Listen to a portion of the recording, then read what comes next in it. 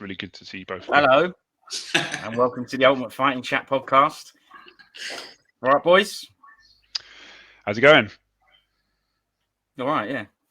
Is that Juventus? We're going to go over what we went over last time. We had a chat about last time, the UFC 271, all the picks we done. We're going to go through the results of them and have a chat about the event. If you want to do that, of course. That's why I'm here. Let's go. I'm ready. I can't speak for Yelland. Can't speak for Yelland. My camera's flipped. I can't spep for Yelland, but that's why I'm here. So, yeah. Only he can speak for him, and he ain't doing no chat. So we don't even know if his mic works, is on or anything. It's so stupid. Is that going to be a thing? Every episode, you two drinking out of a mug at the same time. Absolute best. Yeah. I got Ryu this week. Ryu or Ryu for our international viewers. But yeah, all right. Yeah. English say Ryu. Ryu. Always Ryu, man. I'm telling you. Yeah, what's that one? Italians say Bud Spencer. English say Bud Spencer. You know what I mean? Who got you that? You did. Thanks, mate. Yeah, no sir. Oh, best. Good, isn't it? Well, I know. Well, so I don't actually know Bud Spencer. Can you give me a quick 411? Well, I mean, I know like westerns, right? Is it westerns? Well, he was in some westerns, yeah, but he's more well known for slapstick comedy films with him and Terence Hill. That's his, right?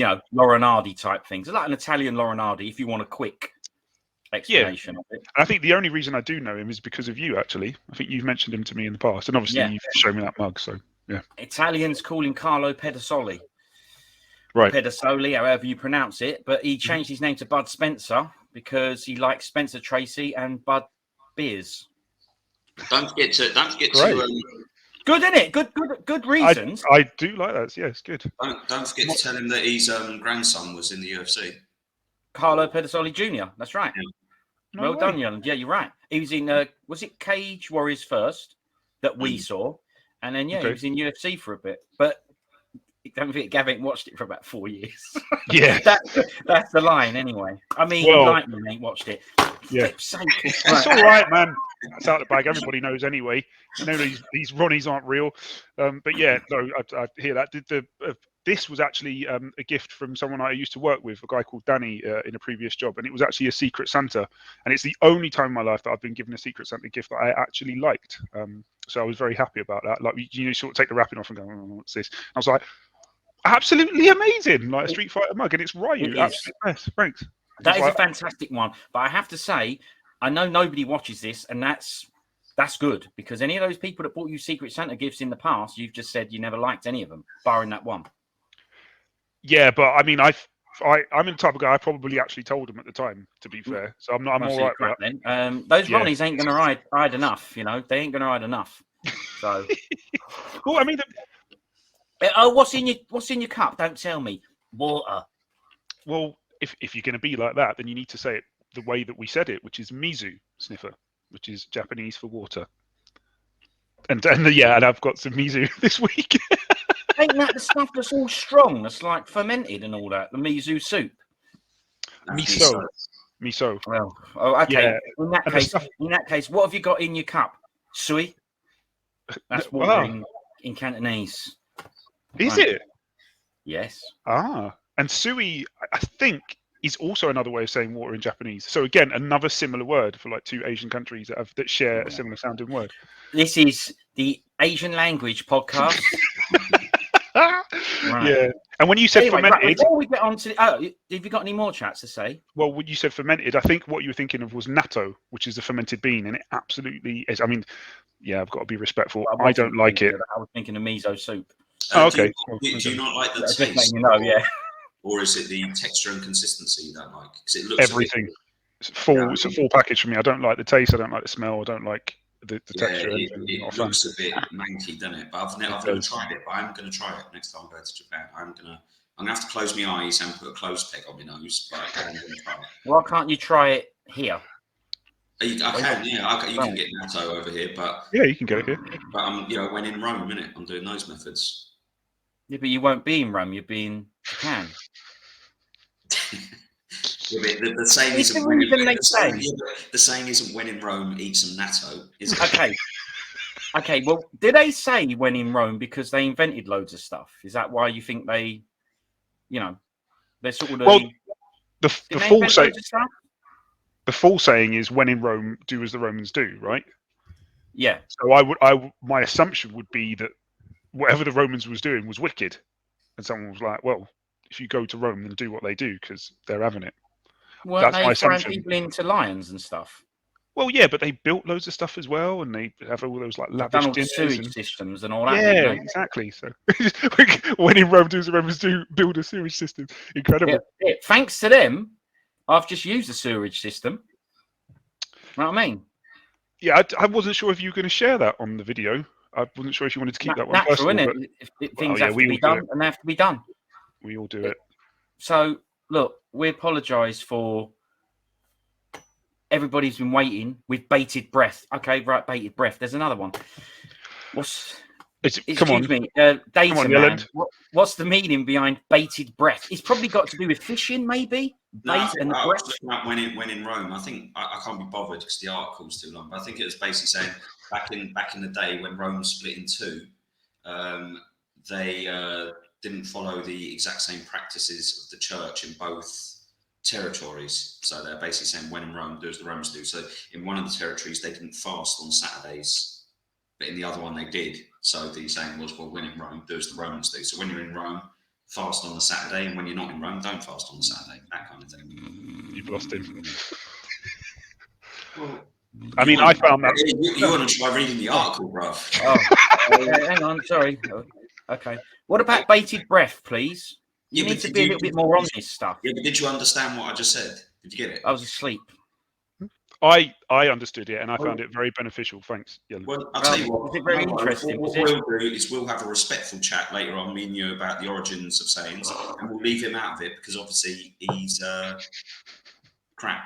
So that's that. What crap for not wanting to listen to? I'm not going to waste my time looking up bated breath, and then when I tell you the answer, you fall asleep in 3 seconds. Depends what the answer is. This aren't. Yeah, I just want to know the meaning of it. You started, I don't know, reading out scriptures. So he only wants to know if it's a good response and a quick one. Well, no, I just won't fall asleep if it's good. That's all.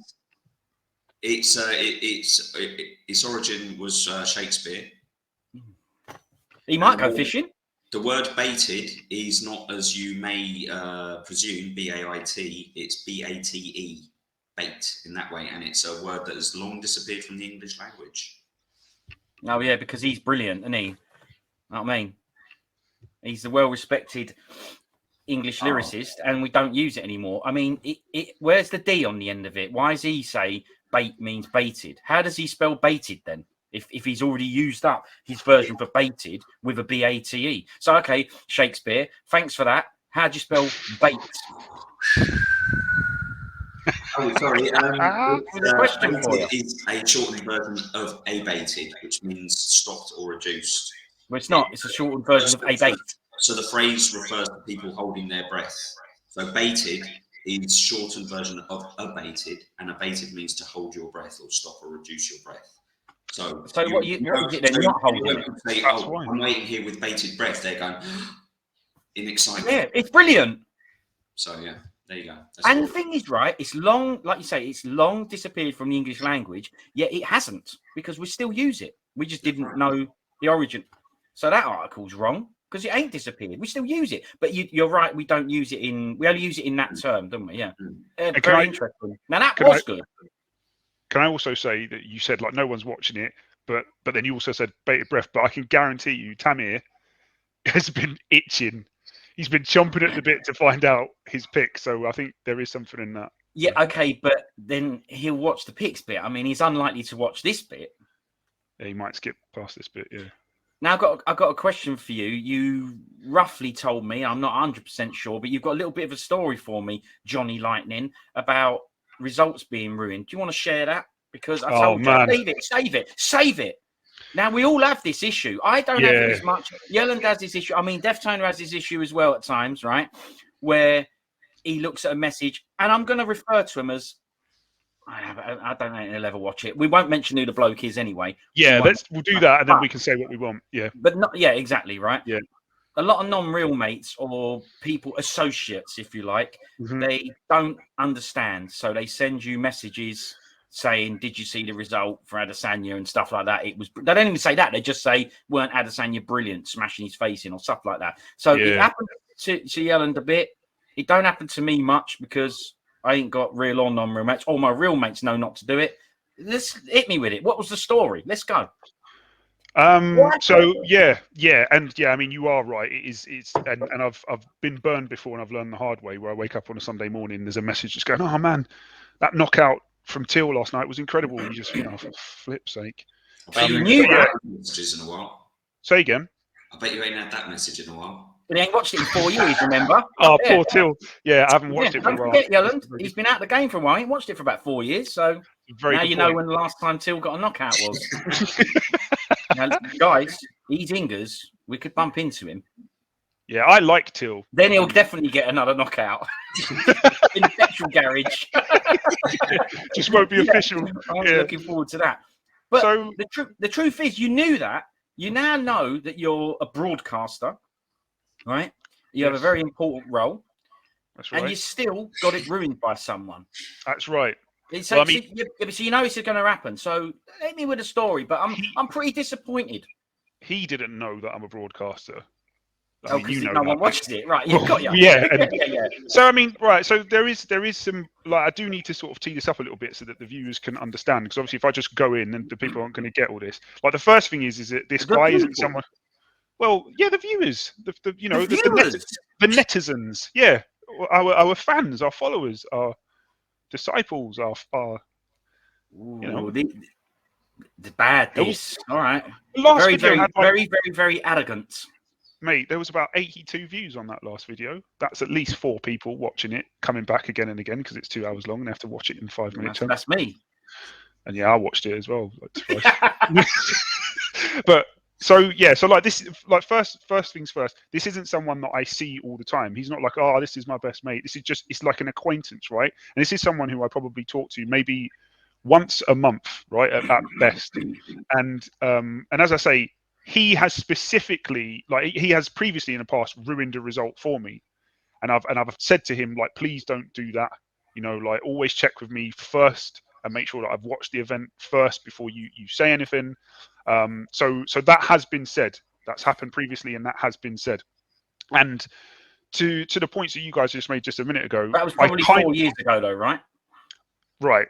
And and all the times he's spoiled it since then, it's actually been really beneficial because I haven't watched the UFC, and I was like, nice one, cheers for the update. No, that didn't happen. But as you said, I kind of walked into this one and I kind of set myself up for it. So again, a little bit of background for the people that don't know. Sniffer and I were talking about, you know, this on Sunday morning. We were talking just a general chat about how, you know, these people can kind of come out of the woodwork sometimes. People that you don't talk to all the time, they just go bosh and they just ruin a result, right? And because of that conversation, this particular result, he didn't ruin because I think we all got it right. So he didn't ruin this one. We knew. That's right. Yeah, but uses the third eye was used for this one. We knew. Third eye. That's right. That's correct. But obviously, this guy popped into my head for 2 reasons. Number one, because he's ruined a result for me in the past. But number 2, because he's not a massive UFC fan, but he really likes Adesanya. And what's happened over the last couple of months is when Adesanya's been in the news or done something, he has pinged me a message and gone, look at this thing about Adesanya, because he really likes Adesanya.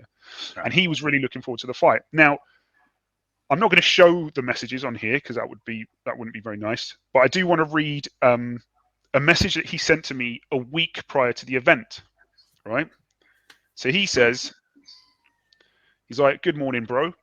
He said, did you get a chance to watch Adesanya versus Whittaker 2 last night? Now, this is a week before it's happened. He said, who won? I can't get the results. I don't know why. I said, hey, man, it's because they fight next weekend. It hasn't happened yet. He sends, like, laughing faces. He's like, my bad. COVID-19 test was negative, so at least I can travel. I have no idea why that was the next immediate message, but hey. Right. Oh, sorry, it's because he was in a different country. That's why. But so I'm like, wicked. Yeah, so and by the way, there's a bit you've left out of this, right? Which is? It's quite important. And it's also quite important that he gets back ASAP. Because if he don't, You won't look your beautiful self. And mate. I hated this. This is probably the worst bit of the story. Yelland, just check this out. He told me, he referred to this guy, and it's all out. It's out of the water now. It's This out guy, now, it's out of the water. This guy, he referred to him as my barber. My barber. So his barber. How about that? It's done now. He's going to know exactly who he is because he's the only one I've got. He's going to go, well, that's me. I can't believe you've got one. What are you, some sort of bloody prince? Oh, another, mate, you're giving too much away. So, right, so I've got to be careful what I say here. I've got to be careful. Yes, right? See? No more sniffs, or else there's too many dots connected here. I've got to be careful with how I say this. And like, so basically, it's a cultural thing, right? I've got to be so careful. So basically, in black communities, there is a thing about when you go to a barber, you kind of stay with that barber, providing that barber can hold you down and give you a half decent fade, right? You kind of go back to that barber. And there's a kind of thing, it's kind of like an unwritten rule that you don't go to other barbers. And if you go to another barber and you kind of come back to your other barber, he's like, you cut your hair, man. Like, what's all this? I got to fix this all up, right? So there is a bit of a thing about, and that's why people go, my barber, right? And I don't know if that happens in other cultures. You know, rough way to put, backhanded way to put your hand up your back. You know what I mean? Well, yeah, exactly. And I'm sure in that profession, obviously, it's probably more important than in others. You know, like same for, you know, if like a plumber or something, you go, well, here's my card. You got any, you know, if Sniffer's been doing machines and smashed the toilet up, give me a bell and I'll come back and fix it. And that's how you generate business for yourself and rapport. And what about if you were on holiday? Yep. And you got your hair cut there, you were sort of stuck out there for a bit. You know, there was that time when there was a big cloud and the planes couldn't fly. I'm out here for a bit, my hair's getting long. What about then? If you go back then and explain the situation, is he all right?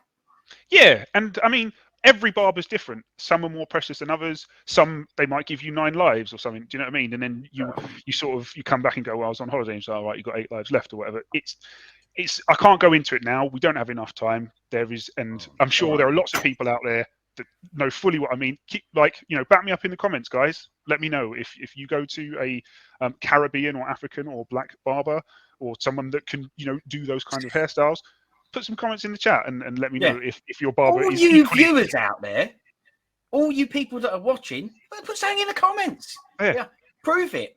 Let me know if you're worth of the 80, because I'm going to prove that we are the 80 viewers. So that's it. Let me know if your barber is preciousness. So anyway, he was really looking forward to this fight. I was massively looking forward to this fight, as you guys know from the last podcast, right? It brought you out of the woodwork, right? Now, it did bring me out of the woodwork. You're right. This was the kind of fight that I get out of bed for. Now, obviously, because of the chat that keep that in your back pocket. Out of the woodwork, brought you out of the woodwork. Where's it come from? Carry on. Just start Googling it now. So obviously, Sniffer and I have had this chat in the morning, which has spurred me to think, shit, this guy's an Adesanya fan. He's ruined things for me before.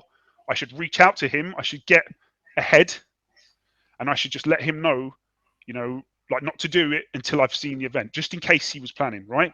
Yeah, I'm going to read you, right? I'm going to read you the exchange of messages here, right? And this is at 10:30 in the morning on Sunday. I haven't seen the event. I do not know the results. Hey, man, just a heads up. I haven't seen last night's UFC, and I don't know the results. Just in case you were going to mention it. Hope you're well, brother. Chat soon. His reply. Sorted. Thanks for that, Johnny. I think we both don't know, but I'll research it now. Now, I'm gonna stop just there, right? Because I think we need to discuss why he thought he needed to research it. Now, for the record, I'm using WhatsApp. I've sent that message using the powers of the internet. So why he thought he would need to research it for me and then tell me is beyond me. Like I've used the internet to communicate with you. I have access to it. I could look it up, right? Yeah, true. Anyway, so he says, I think we both don't know, but I'll research it now. I woke up and started assembling some furniture. You actually made me realize that I need to get my results. And then he follows up with unanimous decision to Adesanya. Right? Now, at this point, obviously, it's curtains. I'm in absolute tears. I can't believe what I've done. That he forgot the event was on. My message reminded him that the event had happened. Had I not messaged him, he wouldn't have known, and he wouldn't have sent me that message. So It's your fault. It's your right? fault. So it's kind of my fault, yeah. But Your also, fault. what part of I haven't seen last night's UFC and I don't know the results didn't make sense? Like, Now you do. I know the problem. You didn't word it very well, I don't think. oh, So Now, look, he knows no, about wait. the words. Remember, I've told you. To but me, I it's followed it out with just in case you were going to mention it. yeah, see, even that, right? I thought you were going to say something there that would make me go, so this is right. This is what's happened. Read out the bit before, just in case you were going to mention it. Read out. Just a heads up, I haven't seen last night's UFC and I don't know the results. Just in case you were to going to me, mention it. Yeah, to me, right, you've said, and I don't know the results. That's almost like you're saying to him, I don't know what happened. And he's saying, well, don't worry, bro, I've got you. I'll let you know. What you should have said, right, is, and I don't know the results, please don't ruin it for me. Or please don't tell me what happened. But you didn't say that. You said, I don't know the results. And it's almost like he's gone, I'll help a brother out. You know, I'll give him a wicked fade, and now I'll tell him the results. I'll do both things, right? Yeah. I get it from your point of view because you know exactly what's in your head and what you want. He's trying to fill in the blanks. As you said, I still don't know the results. Just in case, you're wondering. So he's going, man, my mate don't know the results. I'll help him out. And that's what he's done. He's giving me results. I know what you meant, right? And to me, it's stupid. But I think from his perspective, he's just trying to be a mate. I think he's trying to be good. Now, what kind of fan is he, though, that he's looking forward to the fight so much that he fast forwards it 7 days through history forward, right? But then when it actually happens, he doesn't bother watching it, right? And doesn't even realise that it's been on, even though he got reminded last week that it's on, that your favourite fighter's fighting next week. It's like, say if England were playing in the World Cup final, and I'm really looking forward to it, and then I forget the match is on, someone tells me the match was on, I don't try and find a replay, I just look up the results and went, England lost. That's not really a big fan, is it? That's just... Yeah, he didn't even know the results. They weren't ruined for him. And he could have watched it fresh and gone, I don't know what's going to happen. So he still looked it up. But here's the thing, right? But and this is why you ruined it for him as well, because now you've asked him to look it up for you, which means now you've ruined the result for him. I didn't ask him to look it up. No, you did. Your messages, your messages are clear to you because you know what you want, but they're not clear to. Do you get what I'm saying? There's some ambiguity in them. You should have just put something. You should have just ambiguity. Because I've had this before, and I got burned before, and I looked back on my messages and I went, oh man, I know it was clear to me, but I needed to really just spell it out in layman's terms. Don't tell me the result. That's what you needed to put in capitals. Don't tell me the result. That's it. You left a little bit of ambiguity there where he filled in the blanks and he filled them in wrong. Right. Annoying, this is why it was important for me to mention what had happened previously. He had done this before and I'd called him out on it before. So he knew. And that's why I said, just in case you were going to mention it. I don't know the results. I haven't seen it. Just in case you were going to mention it. And also, that's why my point stands about the method of how I'm communicating via the internet. Why did he think that I couldn't just check it for myself? I've got the internet. That's how, it's not smoke, it's not black magic. Like, that's how WhatsApp works, via the internet. Like, I could just, in the way that I've messaged you on WhatsApp and gone, hey, just in case you're going to, I could have just gone on Google and just gone, Adesanya, Whittaker. Yeah. Right? So, if you've called him out on it before, I think it's bad for you if you've called him out on it. If this was the first time, I'd have said to you, you know what, you need to be really clear with this, what you mean. But like you say, you've called him out on it before, so I think it's really bad. I've had this before. I've had someone ruin a result for me and I've gone, oh man, I really wanted to watch that. You've kind of ruined it for me. And then they've still messaged me, say another fight, say 3 weeks later, and they've come back and said, oh, I don't want to ruin it for you, but what a brutal knockout. And I'm like, thanks. So now I'm just watching the fight, waiting for a brutal. It's not shocking to me anymore, right? It's still ruined, even though I don't know who's going to get the knockout. And sometimes it might be a fight, say, between, I don't know, let's just say Conor McGregor and Dennis Silva. I'm not sitting there going, I can't wait for the Silva brutal knockout. It was quite good. I'm sitting there going, I'm waiting for McGregor to bang him out here. It's just a matter of time. And so the fight is ruined. Yeah. But I mean, look. Just go, just leave it. And we've said before, haven't we, where even stuff like people will say things like, I don't want to ruin the fight for you, but what a great finish. And like I say, if you're watching, I don't know, real Rani Yaya versus bloody, I don't know, someone who's I can't think of someone in his weight class, but like say Peter Yan, you know it's not going to be Rani Yaya who's doing the amazing finish, right? So it's just, don't say anything. I'll do a Backstreet. Is it Backstreet Boys? You say it best when you say nothing at all. Okay. I don't know if it's Backstreet, but that's but yeah, well it's done. definitely a good one. Yeah, Yeah, it was nice. So, Well, look, I mean, do you know what? Like, I'd like to think that you don't have to say much. Just quickly on that point, because I don't have to come back to it. You only have to say a very little thing, and it only has to be something like, "Did you see that fight?" Right? So there's 15 fights on the card, and if they say, "Did you see that one?" Me and Yelland always go, "It's ruined. It's ruined." Something's happened. Yeah. Something went wrong. He broke his leg or something weird happened. Yeah. Anyway, go on. Anyway, it's easily fixed. Just change barbers. I don't care. Oh, no, can't do that. About the sort of cultural impact. Yeah, I'm locked in. There's a blood pact between the two. Yeah. Well, look. Or grow your hair long. Yeah, I mean, yeah. You say that, Sniffer. This is going way back. I hadn't seen Anthony Pettis versus Benson Henderson at like the last. Is it WC 52 or 53?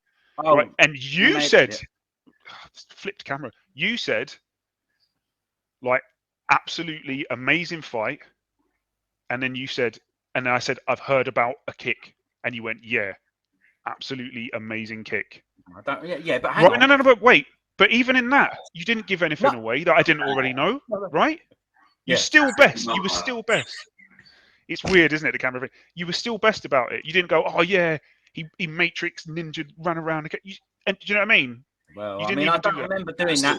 That was bad by me, that. Yeah. Well, no, because I said, I've heard the fight's wicked. And you went, it is wicked. And I said, I've heard about this kick. And you went, yeah, the kick is wicked. And then that was it. Not so bad. Yeah. Right? So yeah. Now, but these rules you put in place for this fella, that you said, I've done this before, they were 4 years ago. No, they weren't actually. Oh, because he's into Adesanya, yeah. Yeah, because it was like 3 Adesanya fights ago was actually the last time he did it. If I scroll back up, but listen, all he had to do was just go, I've just checked the result. Do you want to know? Or just check the result. Like, have you seen it yet? Or something. Well, he doesn't have to ask me that because I said I haven't seen it yet. I said I haven't seen it. And I don't know. Right. So anyway, look. Guys, it's not even finished. It gets better, right? So watch this, right? So he says, unanimous decision to Adesanya. So I'm like, bro, right? This is my message, word for word, verbatim, right? I said I haven't seen it. I didn't want to know. Yeah, and these are separate messages. It's not like one block. Like, it's like, I haven't seen it, full stop. I didn't want to know, full stop. Tell me you're joking. I'm gutted. I just finished... I can't give that bit away. I was getting ready to watch it. Tell me you're joking, sad face. No, I'm not joking. Adesanya won by unanimous decision. Let's just make sure, yeah. In case you're in any doubt, yeah. Right. Brilliant. So my next message is My next message is just the word no, and then my next word is stop. Right. This is. I kid you not. I want to show, but I can't. No, separate. No. Separate. Stop. Separate. Yeah. And then he just said, I thought he would have knocked him out, but I think he played it safe. So I sent another message. I don't want to know anything, right? This is what I've put. Yeah. I haven't seen it, right? I've seen it again, right? Yeah. He says, sorry, bro. And I said, please stop, right? And that's just on its own. And then my next line, like, I've got it. I'm watching it later. He says, cool. I said, so at this point, I've messaged Sniffer and I've got it off my chest. I've ranted. I'm like, do you remember my message? I was like, Sniffs, he's ruined it. I'm Engs. Like, really, he's really, really annoyed. Like, I was pissed. Person, yeah. It wasn't even a text, was it? It was like an audio message. I was like, and another thing. And so he had to hear that on Sunday morning, right? I was pissed. Yeah. So he's like, cool. So I say, like, at this point, I've messaged Sniffer. I've calmed down. I come back. I said, it's all good, man. Yeah. Separate. Because you're going to have to get your Barnet done by him at some point. So, yeah, don't worry about it, though. Yeah. No, look, like I said, post-COVID me, like I've just got to be. You've just got to accept that people are, people have their ways, and you can't be hating, right? So, beautiful, beautiful words. Right, thank you. So I said, all good, man. Yeah, Right? Separate. I'm going to say it's very just and fair of him. Nice. Well remembered. Thank you. So anyway, so mate, there's more, right? So I say, all good, man. Right. My next message: never message me a result ever. That's my next line. Brilliant. Yeah. Yeah, That's now better. there's no excuses. Right? That's what Yellen was calling for. Yeah. Right. My next line: check with me first. Oh, yeah. Next line: if I've seen it. Yeah. My last line: Lord have mercy. Right. And I'm not religious, but I was, the emotions are high. Right. So he sends a message back. He says, I just saw that he won. I didn't watch it, so I'm cheating myself. Right? So, He's the best. He's the best. What's this guy's problem? Yeah. right. So I say, it's all good, man. Love, brother. He says, yeah, respect, bro. Right. So right. wait. Right. So I said, look, I get it, man. I just don't want to spoil it until I've seen it. Yeah. I avoid all media on Sunday until I've seen it. I never want to know anything until I've watched it. It's all good. Chat soon. His response: I get that. Makes sense. Knowing the result before you watch it takes away the excitement. So he even knows what he's done, yeah. Best bloke ever. To which I reply, bingo. Right, and then that was... We got there, yeah. Yeah, we got there in the end, yeah. Brilliant. Fucking hell. Right, sorry for swearing. What would have been that? So now you've got to avoid all media and barbers on Sunday. I'll tell you, Hold on, just one barber. Yeah, just the one. But what would have been best is if with his sign off he just told you the result of the co-main as well. Yeah. Just in case you hadn't seen this one, this happened and all. Yeah. He only cares about Adesanya. He's not a massive UFC fan, so obviously that's not going to happen. But on it, I mean, I would love to put that on there just to prove that. I mean, that's a real conversation, right? I get that. It makes sense. Knowing the result before you watch the fight takes away the excitement. Seriously? This are you serious? The best bit is when I go, tell me you're joking. And he goes, no, he definitely won by decision. It's like, bro, oh my fucking days. Right, sorry. Just in case you're in any doubt or you think I'm messing about, it really did happen. Yeah. Sorry. Yeah. Oh, but anyway, look, I don't want to say his name, but if you're watching this, love, brother. Yeah, love. Yeah, of course. There was one time where I'd done that to you, right? And again, it was one of those ones where I said something and you figured out from what I said something really subtle. I didn't say, Damian Maia by unanimous decision by slug. I didn't do that, right? I said something. We actually call it a Maia, don't we? When someone gives it away. Our name, when you ruin the fight, it's called a Maia. Yeah. I know what I did. I said, oh, it'll be interesting to see if he gets the next title shot or something like. I gave something like that, and you went, right, nice one, thanks. Now I know that Damian Maia definitely won. And instead of me doing what your barber did and doubling down and going, oh yeah, he definitely won by slug move, I didn't do that. I went, no, because I tried to get out of it. Yeah, I said, he might not tried to do a Johnny Lawrence. I tried to psych him out, but obviously I was sitting there going, damn it, I know when he watches it, he's going to go, idiot, I knew Maia won. But so yeah, I'm surprised he didn't try and fix it, and go. So he couldn't fix it because he said, unanimous decision, Adesanya. But he could have come back and gone, only joking. That's the... And that's what I thought. Come back and gone, only joking, I haven't checked myself yet. And at least there's a little bit of intrigue for you. And then even though that was the actual decision, I could have been watching it going, what's going to happen? Exactly. Thank you. And that was, so anyway, it is what it is. I've spoken enough. He's brilliant. We should probably get into it. So, yeah, I'll let him know. He is actually probably made for the best bit of the podcast. So thanks very much. At my expense, yeah, because I was fuming. Sniffson still got the messages on his phone. I was fuming on that Sunday morning. I'm sorry, I had to just get that off my chest. No, but you did end up saying, look, I'm all good now. Now I'm laughing about it or whatever. So, and it was because of the messages that followed. Obviously, now you know why. I was like, I told the missus, even she was laughing. She doesn't give a shit about UFC, but even I told her she was busting up. She was like, why did he do that? Anyway. Can you let us know how do you do laugh in Japanese? Well, we do ha ha ha. Well, no, like if you're typing it, you do ha ha ha. Yes. And do you know in Spanish languages they do Jajaja, J-A-J-A. Do you know this? No, I didn't know that, but I do now. Okay, right. Well, in Japan they do WWW, like wah wah wah wah wah. Right. And I think there's a lot of All connections. right. You think like back in the day, not back in the day, but like Mario Kart, like like wah wah wah, like Yeah. from like Wario and all that. So that's why it's actually so they do like W, like wah wah wah wah wah, like and yeah, and laughing is warao, like warao, like warao. I think Oh, to is laugh. that why he's called That's Wario? probably why they do wow wow wow wow wow, because it's Yeah, wow, the beginning of the word to laugh. Wow. yeah. Wow. There you go. Is that why they named the character Wario, do you reckon? Based on, because he does, laugh. No. So Oh. the reason, I don't know if this is the reason, but the word bad is warui, right? So warui, and I think that's why. So like Wario is Maybe Wario, he's is it Wario? bad Is it laughing then. Bad Mario, like Wario, because Okay. it's warui, and then Luigi, Waluigi. It's like the bad version. So it's basically taking Mario and Luigi, but making them the bad meaning, like Waluigi and Wario, because of warui meaning bad in Japanese. Yeah, well, very, very interesting, I have to say. Right? Very interesting. No, but it is. It is. Yeah. I like video games, right? Very, very interesting. But we're here for the UFC, Yes. right?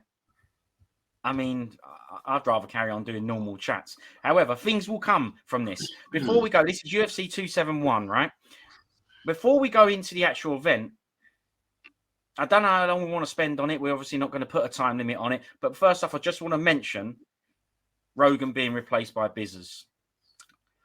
Has anyone got anything to say on this subject matter that he wasn't on it?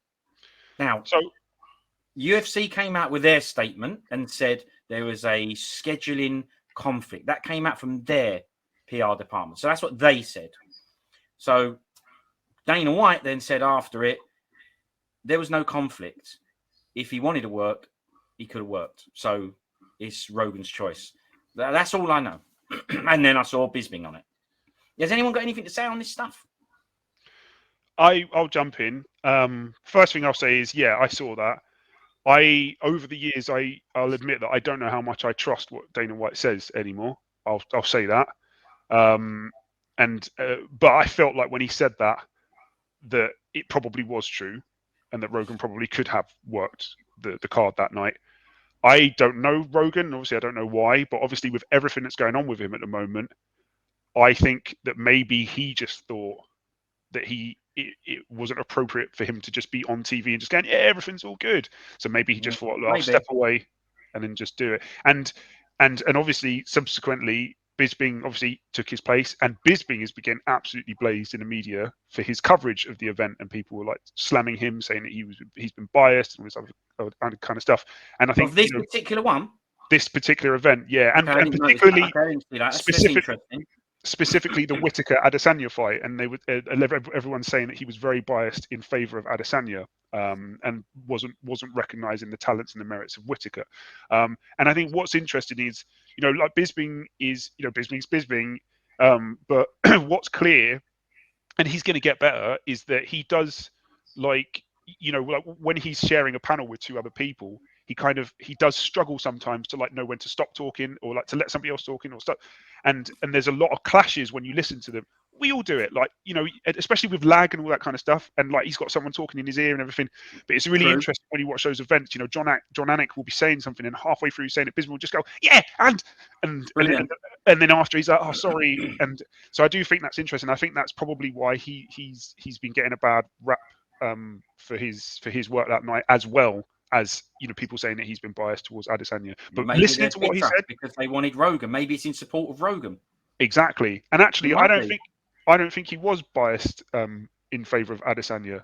From what I heard, like everything I heard, I thought was quite justified, and actually was kind of how I felt about the fight. So that's my 2 cents on that. Well, there's the whole ESPN Disney thing. Maybe they had a word with Rogan, said, look, maybe, I don't know. Look, we don't know, but I just didn't know if anyone wanted to have you've given it a chat. I don't know if you want to say anything on that whole situation at all, Yelland, to do with Rogan and the pressure he's getting and stuff. I mean, obviously he said, you're getting it wrong. I'm not a media guy. I'm not a news guy. I have conversations with people and they tell me what they think and I tell them what I think, and you're getting it all wrong, but they've taken episodes down and You know, he's kind of become a bit too popular for his own good, right? That he's now, in many ways, if you like, an important voice in matters that, if you like, he's not kind of put himself forward for. People go to him for loads of information and stuff, and like I say, he's just having a chat with other people. Like we had a chat earlier. Someone could get on our case about, there not being a culture of using the same barber forever. It's, spreading this information. Yeah. It's just like he's just having a chat with people that he gets on his show that he thinks are interesting or have something to offer. If people can't handle that, then I suggest they change the channel. What's the big deal? Now, he's obviously got in trouble for some other stuff as well, but I think, like John said, he probably just looked at it and went, you know what? I've got a lot going on in my life at the moment. Do I want this hassle? Do I want this added grief? Does he want to wake up the following morning and there's going to be some do-gooding journalist writing something like Joe Rogan commentating on the event means he's showing a real lack of remorse for his actions? Or did he need all this rubbish? He probably just thought, you know what? I'm going to sit in the house and smoke a few and watch it that way and just take the easy option. So I think what I'm basically saying is he bottled it. How about that? Yeah, and can I just say, he might have. That 100% would have happened. There would have been a headline saying, Joe Rogan, commentary at UFC 271 shows, lack of remorse or care for, the negative impact that he's caused, or whatever, hard to articulate what's in my head, but I think you're right. Yeah, someone would have done it. Someone guaranteed would have done it. That's the world we live in. Everything's clickbaity. So yeah. And if he had similar commentary to Bisping, rather than them just saying he was biased or had some bad commentary, they'd have said Joe Rogan continues to spread misinformation at UFC 271. So like I say, he's just in a position. If I was him, I'd go, now, you know what? I don't need this right now. I'm absolutely loaded. I've got people on my back being big babies. And some criticism justified, maybe some criticism not justified. But for him, he'd just go, I don't need this grief in my life. So just forget it for a couple of weeks. Yeah, timing was off. Event came up. Yeah. Yeah, so, But I thought Bisping, on the whole, I agree that I don't mind him making these mistakes. You say everybody makes it, especially when there's multiple people trying to get airtime or whatever. But I think Bisping's one of the best commentators they got. I would say, I don't want to go into it now. Short notice for him, remember, as well. It was a lot of research. Exactly, stuff to do. Don't worry, Daniel Cormier would have done all the research. But Bisping, he'd have made sure the research was done. Exactly, not by himself. Obviously, he'd paid someone else to do it. And he would have messaged Dominic Cruz to go, just letting you know, I finished that research. It's all done. You're still on yours. Oh, yeah, mine's done. Yeah. But I think with regards to the main event, we'll cover it when we get to the main event. But I'd say that's probably a couple of fights, Adesanya fights now, where to me, I do think, I know you sounded like you're going to disagree with this, but it sounds to me like people are fixated more on the fact that he sort of controls the centre of the cage, he feints a lot, and he has people reacting to what he's doing, which is great. But if you put nothing behind that, feints don't score points, is what I'm saying. And we've had a couple of fights, the Blachowicz fight, where, especially Cormier was going, Adesanya. And I was watching it going, am I watching a different fight? Because I think this is a 50-50 fight, or maybe 55-45 to Blachowicz. And they were all just getting so excited about Adesanya's fakes and these, the snappiness of his shots and the speed of his kicks. It's like, he's still got to land them. He might be throwing technically amazing kicks, but he's not landing any of them, or landing very few of them. I feel there was a little bit of that in this fight that people were. I'll leave that then. So all right. I do get why you went on to that, but we've got to get on to Nightmare Night and Grishin. So it's just, what I mean? Hold your horses. Let's go. So I think you're right. I do think he probably just looked at it and just went, it's not like he needs the money. I'm not saying that. I am saying that. Just saying it's not like he needs the money. It's not like not turning up to an event, he's going to get the sack or anything like that from the UFC and Dana White because they think he's brilliant. He is brilliant. And he just probably thought, the timing's off here. Just leave it. Probably, yeah. Anyway, so let's do the fights. Let's go on to the early prelims, right? Now, before this is the fight here, William Knight versus Maxim Grishin.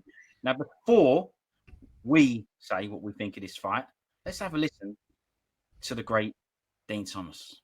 With us all night. Dino, what do you have?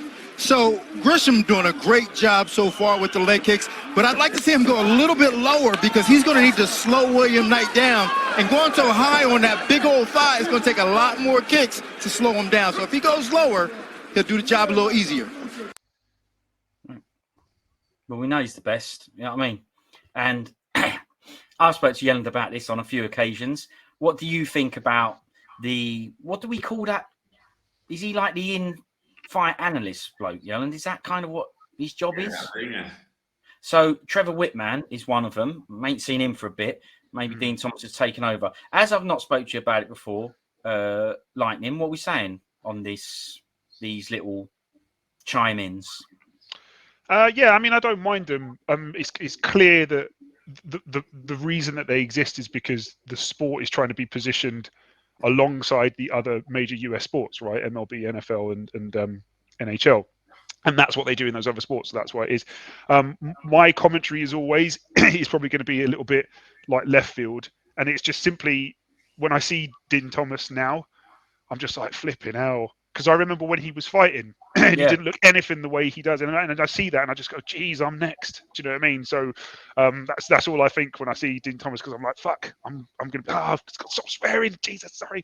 I'm going to be there soon. And so that's a really weird thing, because I go, man, I remember when he was like young and muscle and fresh and, you know, sprawling and doing all this stuff. And then you just like see him you now. are now, young, muscle, fresh.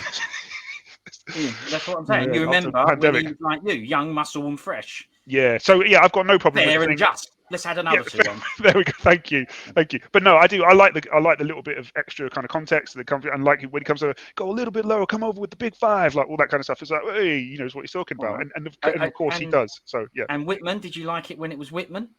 I like Whitman as well. I think Whitman is very intelligent, as is Dean Thomas. They know what they're doing. So I always appreciate commentary. Well, you sound like John Anik. So Yelland, what do you? You know what I mean? You can say what you want on it. I think he's brilliant. Yelland, what do you think of these chime-ins? Oh, Yeah, right. Okay. Whitman, I used to get on my nerves a little bit with sort of how excited they get over the corner work, you know, and see the corner work and go, that was beautiful corner work, you know, that kind of stuff. So calm down, you just walk into a bloke in a corner, you know, it's not that big a deal. But the way he got up and walked to the bloke in the corner, yeah, brilliant. It's like anything, sometimes they say stuff and you go, yeah, you know what? He might have a point there, or I didn't pick up on that. And then other times you hear him say stuff and you go, oof, struggling a little bit there, where you've not really been paying attention to this fight. So, yeah, all right, it's all right. I just don't see why you necessarily need it when you've got, I guess you've got there in the studio watching it on cameras and different angles and stuff like that. But why do you need it when you've got Cormier and Bisping, who are both ex-fighters, both skilled, both know what they're talking about? And they kind of like, what? So it's like, now I need a third voice. Well, if I'm going to have a third, why not have a fourth, a fifth? Why not get us to do it? You know what? That is a very good point, because you're right. Now they have former fighters on the team that aren't reading out ads. You're right. They have that viewpoint, and they're right there outside the cage. So good point. A little bit more, I'd say, open and honest than fair and just. Anyway, so this fight, William Nightmare Knight versus Maximus Grishin. This was the one that was on the prelims, but then Knight didn't make weight, and it ended up being a heavyweight fight, as you know, and it got sniffed in on the earlies. Did you think that's why? I mean, it don't matter anyway, because it was absolute shoost. It was a bad one, right? It was crap. But do you think that probably is what happens? Knight misses weight, ends up heavyweight, because this was on. I'm not saying it's amazing that it was on prelims, but things got shuffled around a bit, and we'll go through that as we hit each fight. They got shuffled around a bit, and they, you know, is that a punishment to go, or was it just a shuffle round? I don't know. Well, one of the fights got cancelled, didn't it? That's right. Now, logic would make you think that if a fight gets cancelled, it just gets taken out, then everything just gets bumped up. And I don't know if that is what happened. I wasn't paying enough attention to the actual to the rollout. Because he's already been punished, hasn't he? He lost 20% of his purse, I guess, for the right. 40%. And 40%, yeah. And I was going to say, and rightly so, because he was 12 pounds over. Not like 1, not 2, not 3. It was significant. So, but when you say rightly so, what Do we know? I mean, you're not commission guys, but I always hear 20%. How comes this was 40? That's maybe it's because he was so powers over. Maybe I don't know. Really? Possibly, yeah, maybe. Yeah, 12 pounds over, but he did take the fight on short notice, but it's not really an excuse. Oh, okay. Yeah, but it's still not an excuse because you're supposed to take that into consideration, right? They offer you the fight, and you're supposed to jump on the scales and go, well, have I been eating too much KFC or not? Can I get this weight off? It's not Grishin's fault that you've taken the fight. If you're not there or thereabouts where you feel like you can hit that weight, then you can't accept it. Yeah, and if he missed it by a pound or two, you'd find that a lot of people would have had sympathy for him and gone, look, he took it on really short notice and he did his best. When you're coming in 12 pounds over, it just seems unprofessional, or it seems like he just shouldn't have accepted the fight. If he must have been so massively over when he accepted that fight to be 12 pounds. He didn't accept it the day before. He accepted it, 2-3 weeks before, I think. So it's a big miss, and it puts people like Grishin in a very difficult position. Now we had the Alex Perez missed weight by a pound, and Max Schnell, that was the fight that fell off. Max Schnell didn't take the fight, if you remember, and that was just for a pound miss. But yet Grishin took it, even though there was a 12-pound miss. And that also meant that Alex Hernandez, who had the hump about being on the early prelims, him versus Moicano got shifted up to the main card. So, how did that work out for him? We'll get there. But I think 40% was probably just because he missed it so drastically. And like I said, it puts Grishin in a tight spot. Eventually, it didn't put him in a tight spot, right? Because he won the fight, and he got 40% extra payment as well. So, yeah, good point. Can I just say as well, we don't know if he did actually try to shift the weight. He might have accepted the fight and just gone, fuck it, I'm just going to, stop swearing. He might have just gone, I'll go in and whatever weight I am is whatever weight I am. And then I'll see if they'll accept the fight at a different weight. You don't actually know. You don't actually know. So I would like to think he did try to lose it, but we don't know. I'm sure he did, but there probably will have came a point where he was sitting in the sauna, sweating, struggling, and looked and got out on the scale and was like still massively over. And he thought, well, there's no way I'm making this. And probably just thought, I'll call it there and see how the UFC reacts and how Grishin reacts to it. It's not really very nice, is it? But it is what it is. So he won that, Grishin, as you rightly say, by unanimous decision. How did we get on with the picks on that one? Well, I think because of the way the picks went, I think what we should probably do is call off this pick and void this fight, because it wasn't. We all picked based on certain criteria of weight categories being adhered to. We thought it was a light heavyweight bout. All this stuff that and then subsequent information happened. Right. So what was the results of the picks? What we should probably all agree is that it gets voided, right? No. Okay, even if we agree that, what was the results of the picks? Then we'll decide. Okay, you've been outvoted already. Read them out. You're the only one who's got them there. We can rewind the old vid, so make sure you tell the truth. Okay, so just to clarify the point system, you need to guess the correct fighter in order to be eligible for any bonus points. Guessing the correct fighter gets you 10 points, the correct round gets you a bonus 5 points, and the correct method of victory gets you an additional 5 points. There's 20 points available, maximum, up for grabs. And you got 20, Sniffer. Wow. You went for Grishin decision. You got 20, Johnny, because you went for Grishin decision. And I got 0 because William Knight sat in the sauna eating KFC. All right? Well, there you go. Sorry, pasta. Hang on. That doesn't work, does it? All right. Sorry, Sniffs. Is it easy to bring that picture back up again? The one where they were side by side, just real quick? Because I've just picked up on something. I thought that was just like a flower on William Knight's arm. I think that's Akuma from Street Fighter. What do you think? I mean, the Barnett's the same. The face isn't, because it's got a bit of a tiger face, but you can't really see Akuma's face a lot of the time. So who knows? Yeah. I mean, it might be. Or like a Dragon Ball character or something. Anyway, sorry. Yeah, it ain't a flower. It is a face. It's not a flower. Yeah, I thought it was a flower or something. But anyway, yeah. Well, could be Akuma. Look, I've got some shots of the fight here. And it looks pretty exciting, doesn't it? In the shots. Don't you think? Look, you've got Knight picking him up. Look, let's go with leg kick, top left, right? All right, Sorry, I've got to grab this pasta. 1 second, I'll be right back. Hang on. All right. Well, I don't think you watched this fight, did you? No. All right. You can see in the top right picture though, William Knight. I mean, looks very heavy through the middle there. Through the.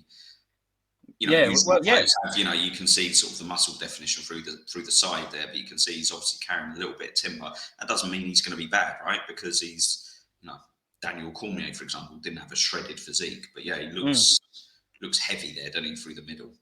It does, yeah. But he was able to, Grishin ain't a small bloke. He was able to pick him up.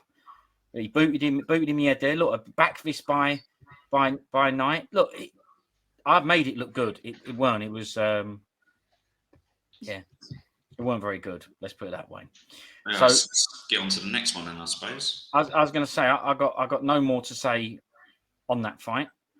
So we will move on to the next one, which is okay. Now you see, this is the thing here. I got a little bit of stick for this one, didn't I? I got a little bit of stick for this one about I don't know his name and all that stuff. Listen, he don't know his own name. He's changed it. His name's Blood Diamond. Didn't he win in the first round? No, I don't think so. Oh yeah, he did. Right. Okay. Yeah. All right. Yeah, that was probably a bit of copy paste, right, from somewhere. But you didn't see this fight, right? I've seen the end of it. So I've seen the beginning where he trips over on the cage. Right. I was going to say the beginning is the best bit. So the best start to a fight I've ever seen is Wells running round the cage at the beginning. I don't know why he did that run round anyway. It's like his toes got caught in some of the links or something like that. He fell over. He said it was his heel in the post-fight press conference, and he said he just wanted he likes to get round to that side or something like that, like a really weird reason for sprinting out that way. Like, fair enough if you want to get out to that side and you actually might circle off to that side at the start of the fight, right? But it was almost like he was making a break for it. I was trying to, he was going to run out of the cage and just run back to the locker room. It was weird. Yeah. Well, did you see this fight, Gav, or not? I haven't seen this fight. No. So you haven't seen the beginning. The beginning was the best ever, mate. He ran around the cage and fell over, Wells. Right, I heard like something embarrassing trip, but yeah, I didn't actually get to see it. So it was brilliant. It was brilliant. Amazing. So so we know the result. Then he won the fight. Wells. He done Blood Diamond. Remember, I got a bit of grief. I was saying, Gav, that, I don't know his name, and I've got his name. Well, his name ain't Blood. His name ain't Diamond. It's Matthias or something like that. It's like, listen, don't. All right. His name's Blood Diamond. I tell you what. You tell him to his face his name ain't Blood Diamond. Do it. Now you might say to me, no problem, because I've seen him get done with a choke in round one. But I wouldn't try and choke him in round one. Who tripped? Which one tripped? Wells. Oh, okay. Right. I was going to say, I wouldn't be scared of him. He just trip over his own feet. So he's not a threat. But yeah, it was the other guy. So yeah, no, I wouldn't. Yeah.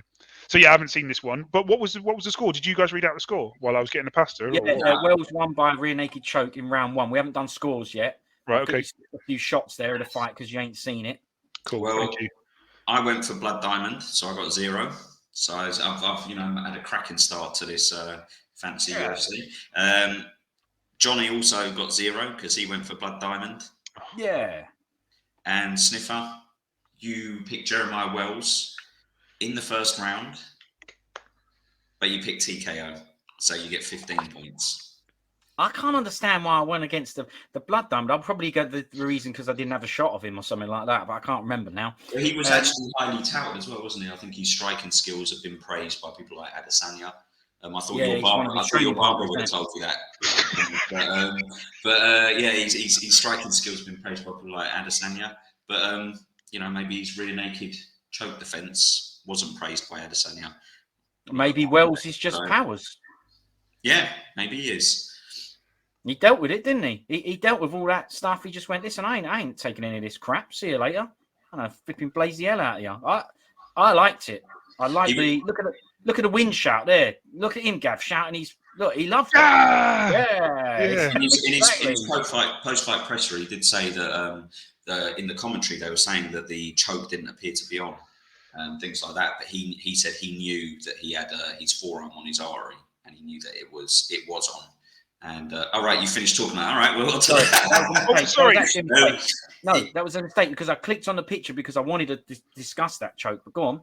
Yeah, so he said that he felt that his forearm was on his artery, even though the commentary team, obviously he couldn't hear the commentary team, but they sort of like seemed to think that the choke he was pursuing was perhaps a mistake. And he said that his arms weren't going to be blown out or anything like that. He felt good, felt strong, and he knew that he was going to get the submission, even though there was a chance that he was going to run out of time because it was very late in the first round. But he said he knew it was on, and I think Martinez actually went out, didn't he?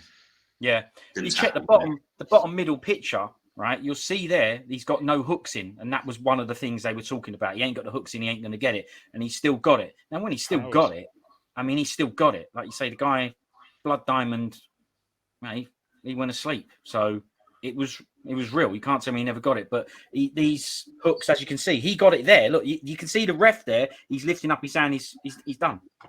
And there's no hooks. Neither hook is in. So they can give it all the chats they want at the side. The problem is they didn't have Dean Thomas chime in on that one. Yep. Had he chimed in, he would have told him straight. Can I ask a quick question as well? So obviously, my mate Tam, he put his picks in the comment, didn't he? Now that is my fault. I haven't given those picks to Yelland, but is that what we're going to... Tam, we're going to refer to as Tam. Yeah, let's call him Tam. That's what I call him, yeah. Tam has very kindly watched it. That's the first thing. Well done, Tam. Yeah, but he's also given us his picks, and we are going to add him to the sheet. I said that, replied to him in the comments anyway. We are going to add him to the sheet. So let's do... What was his first one? His Grishin Yes, pick. Thanks. What was it? Do you remember it or not? Have you got it to hand? Me or Yelland? Yeah, Tam. I didn't give him to Yelland, so it's not. Oh man, I haven't got him. Let me just. I'll bring it up real quick. No, I'll sort it out while you guys carry on chatting. I'll find it. Well, the chat's now at the point where we need to know what he picked. No, just go to the next fight, and I'll give you an update on the next fight on how he's done. On the okay, then. All right, nice one. All right, no worries. Right, so the next fight then. Oh, by the way, no, just quickly, I do just want to say anyone else who wants to put their picks in the comments, then we'll add them to the sheet and all. Not just Tam. Anyone can do it. Absolutely right. Anyone who wants to get involved, get involved. You've seen you're up against strong competition here. I mean, I'm blazing it at the minute. So, we'll see. Douglas D. Silva D. Andrade, or am I wrong about where that D. Silva goes? I can't remember. Versus Sergey Morozov. This fight, I'll just quickly ask, did either of you see this fight? Yeah. I didn't see this fight. It was brilliant. Oh, damn it. This is a really good fight. It was round one. Morozov knocked De Silva down, got on top, smashed him with an elbow. Hang on, most probably got a few shots here. Look at that. Look, right? Smashed him with an elbow. Right, as he got on top. Look at that. Sliced it open and all that business. And he was getting blazed. He was getting smashed up. Got back to his corner. Cutman's working on that. He's in trouble. He's in trouble here. Look at the shots. He's in trouble, right? Look at that first shot. He's getting punched in the face there. Look, but then round two, De Silva knocked Morozov down 3 times and then choked him out. Just really good. That one fight there with Morozov, and he's just Sparko like looking up, and he's just out. That is, I mean, yeah, proper play. Out with his eyes open. Yeah, he came back after getting smashed up in round one, and literally beat him up, punches, and then choke. I mean, it was a really good fight. That really good fight. Wicked. I'll go back and watch it. Definitely, I've got it. I just haven't managed to watch the early prelims yet. I had every intention of doing that before we got in here. So De Silva won that rear naked choke round 2. Good fight, wasn't it, Yelland? I can see you. It was really a tale of two rounds, wasn't it? Because as you say, he looked really good. I thought in that first round. Morozov, he looked nice and composed, and he was put together really nice combinations, put Andrade down on his backside, and looked like he might even be able to sort of get a ground and pound finish if he just sort of managed to get in there a bit quicker.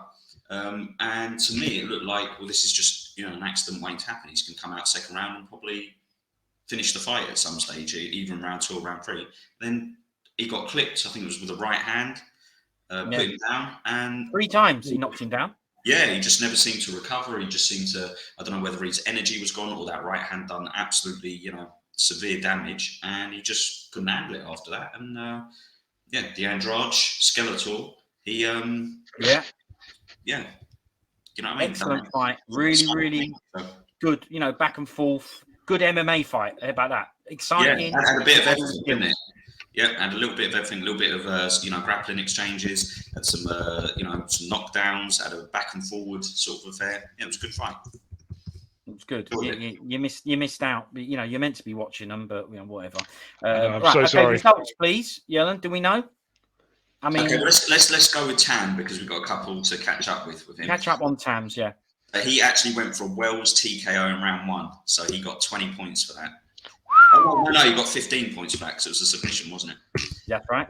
He went for a Grishin decision, so he got 20 points for that. So he's matching me. Yeah, I'm actually thinking maybe we shouldn't allow this bloke to play. Let's see how it goes. I've had a think about it, and I think I'm going to do William Knight on it. Let's void him.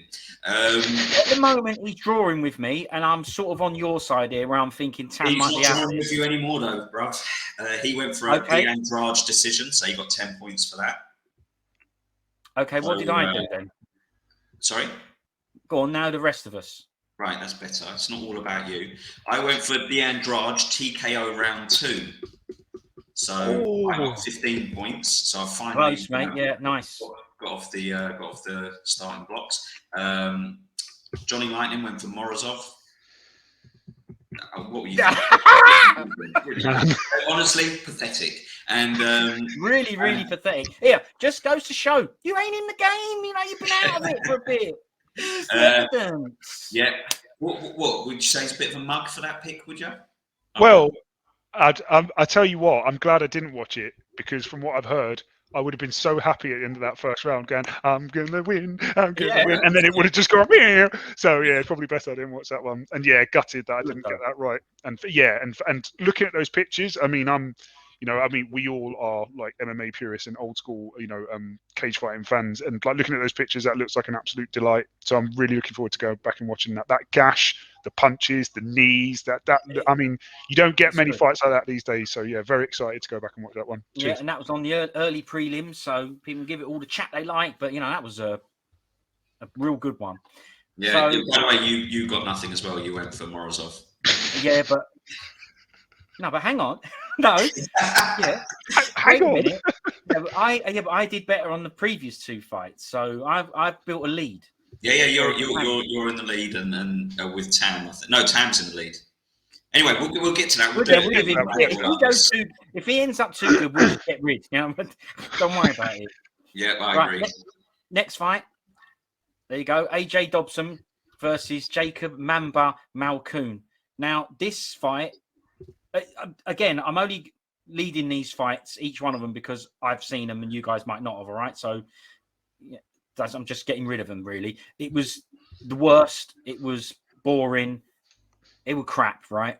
But in AJ's corner, Mark Coleman was in it. So that, for me, made the fight. Wow. That was brilliant.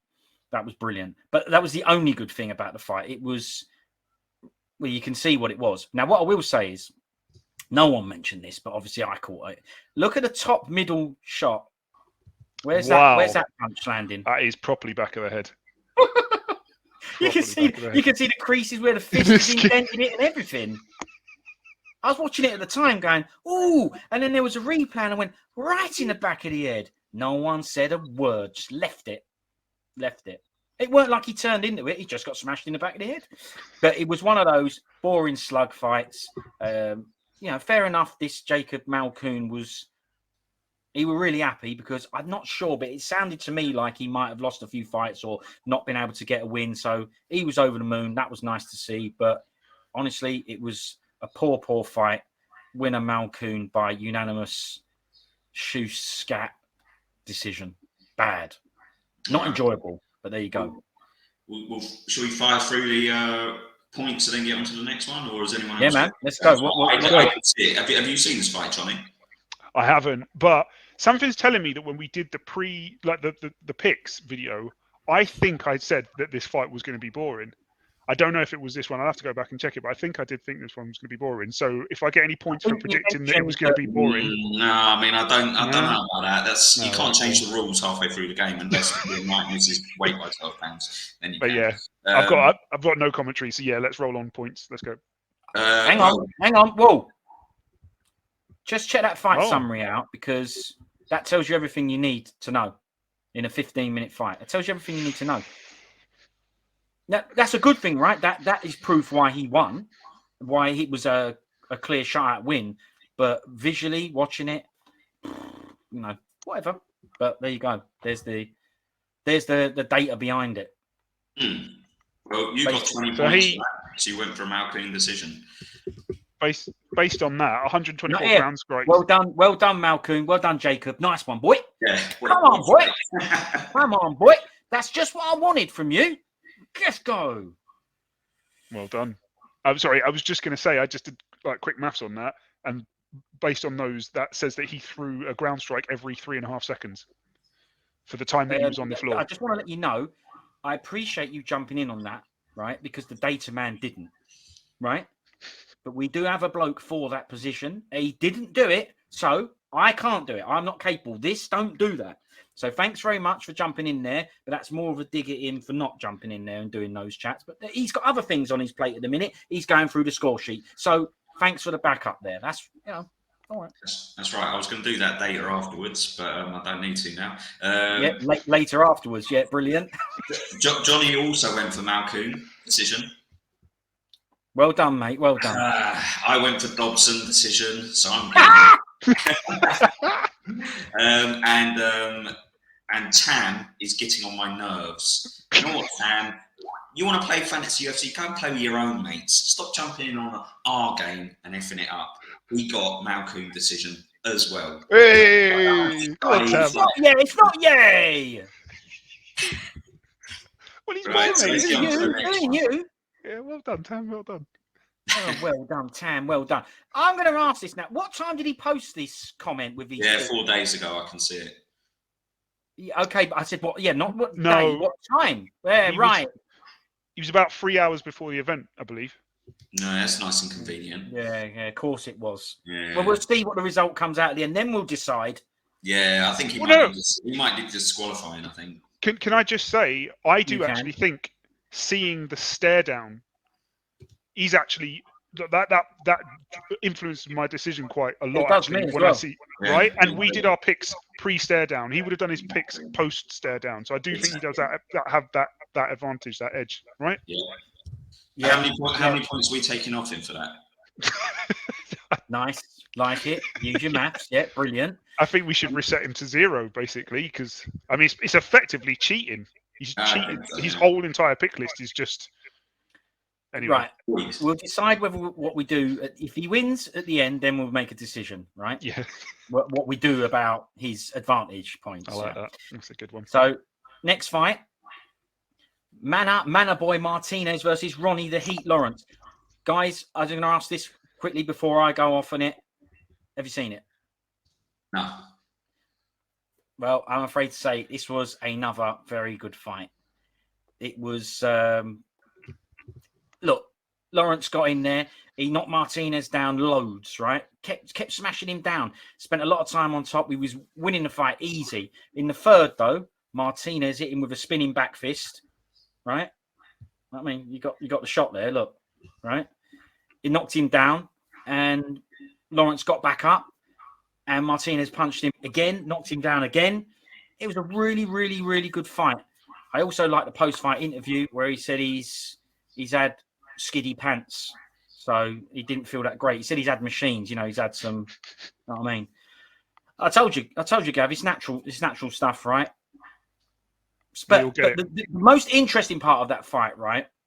When he got hit and he got knocked down, I've not heard this before. He said he went through. He didn't know where he was. He was on Queer Street or whatever. He didn't know where he was, or wobbling. But he did say that he went through some drills that they do in practice for when you get rocked. And I found that interesting. And he said that got him out of it.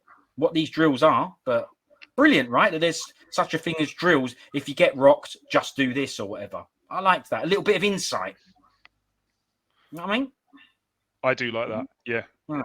So I mean, you see it a lot, don't you, when people do get rocked or knocked down, and like muscle memory kicks in. You get guys and they reach for the referee's legs and stuff like that. We see it, but that's the first I've heard of training a drill based on the fact that you've been rocked, like specifically, not just training and drilling for the sake of muscle memory in general, but training specifically off the back of being rocked. I think, I'd like to know. Yeah, as you say, I'd like to know what that was. Yeah, same here. I wonder how they achieve that, correlation between being rocked and simulating it in the gym. Maybe they do. You know, when you do a spin around, ring of roses. It could be something like, I'm serious. Yeah. Because you're dizzy, right? Your you love the wits. Wits about this. Maybe like if you close your eyes and then jump up like something. And then, I'm serious. How do you simulate being rocked without actually just clocking someone in the face? And yeah. So I mean, it's going to be very difficult, right? They do those drills. I'd like to know more. Well, there you go. Now, I thought that no one was interested in that, but I did find it very interesting. I'd like to see those drills, No, I was interested in it. Yeah, I'm interested. Yeah, No, it sounded mocking. He was nodding, Yeah, it was mocking, yeah. Was it? Was it? Yeah, I think so. I do like the suggestion of ring of roses, though, and like running around in seconds till you get really dizzy. All these, really muscly, rock-hard MMA fighters all just singing ring a rose. Yeah. Look, we might be making more of it, right? It could simply just be, if you get rocked, do this, right? And I'm sure it is.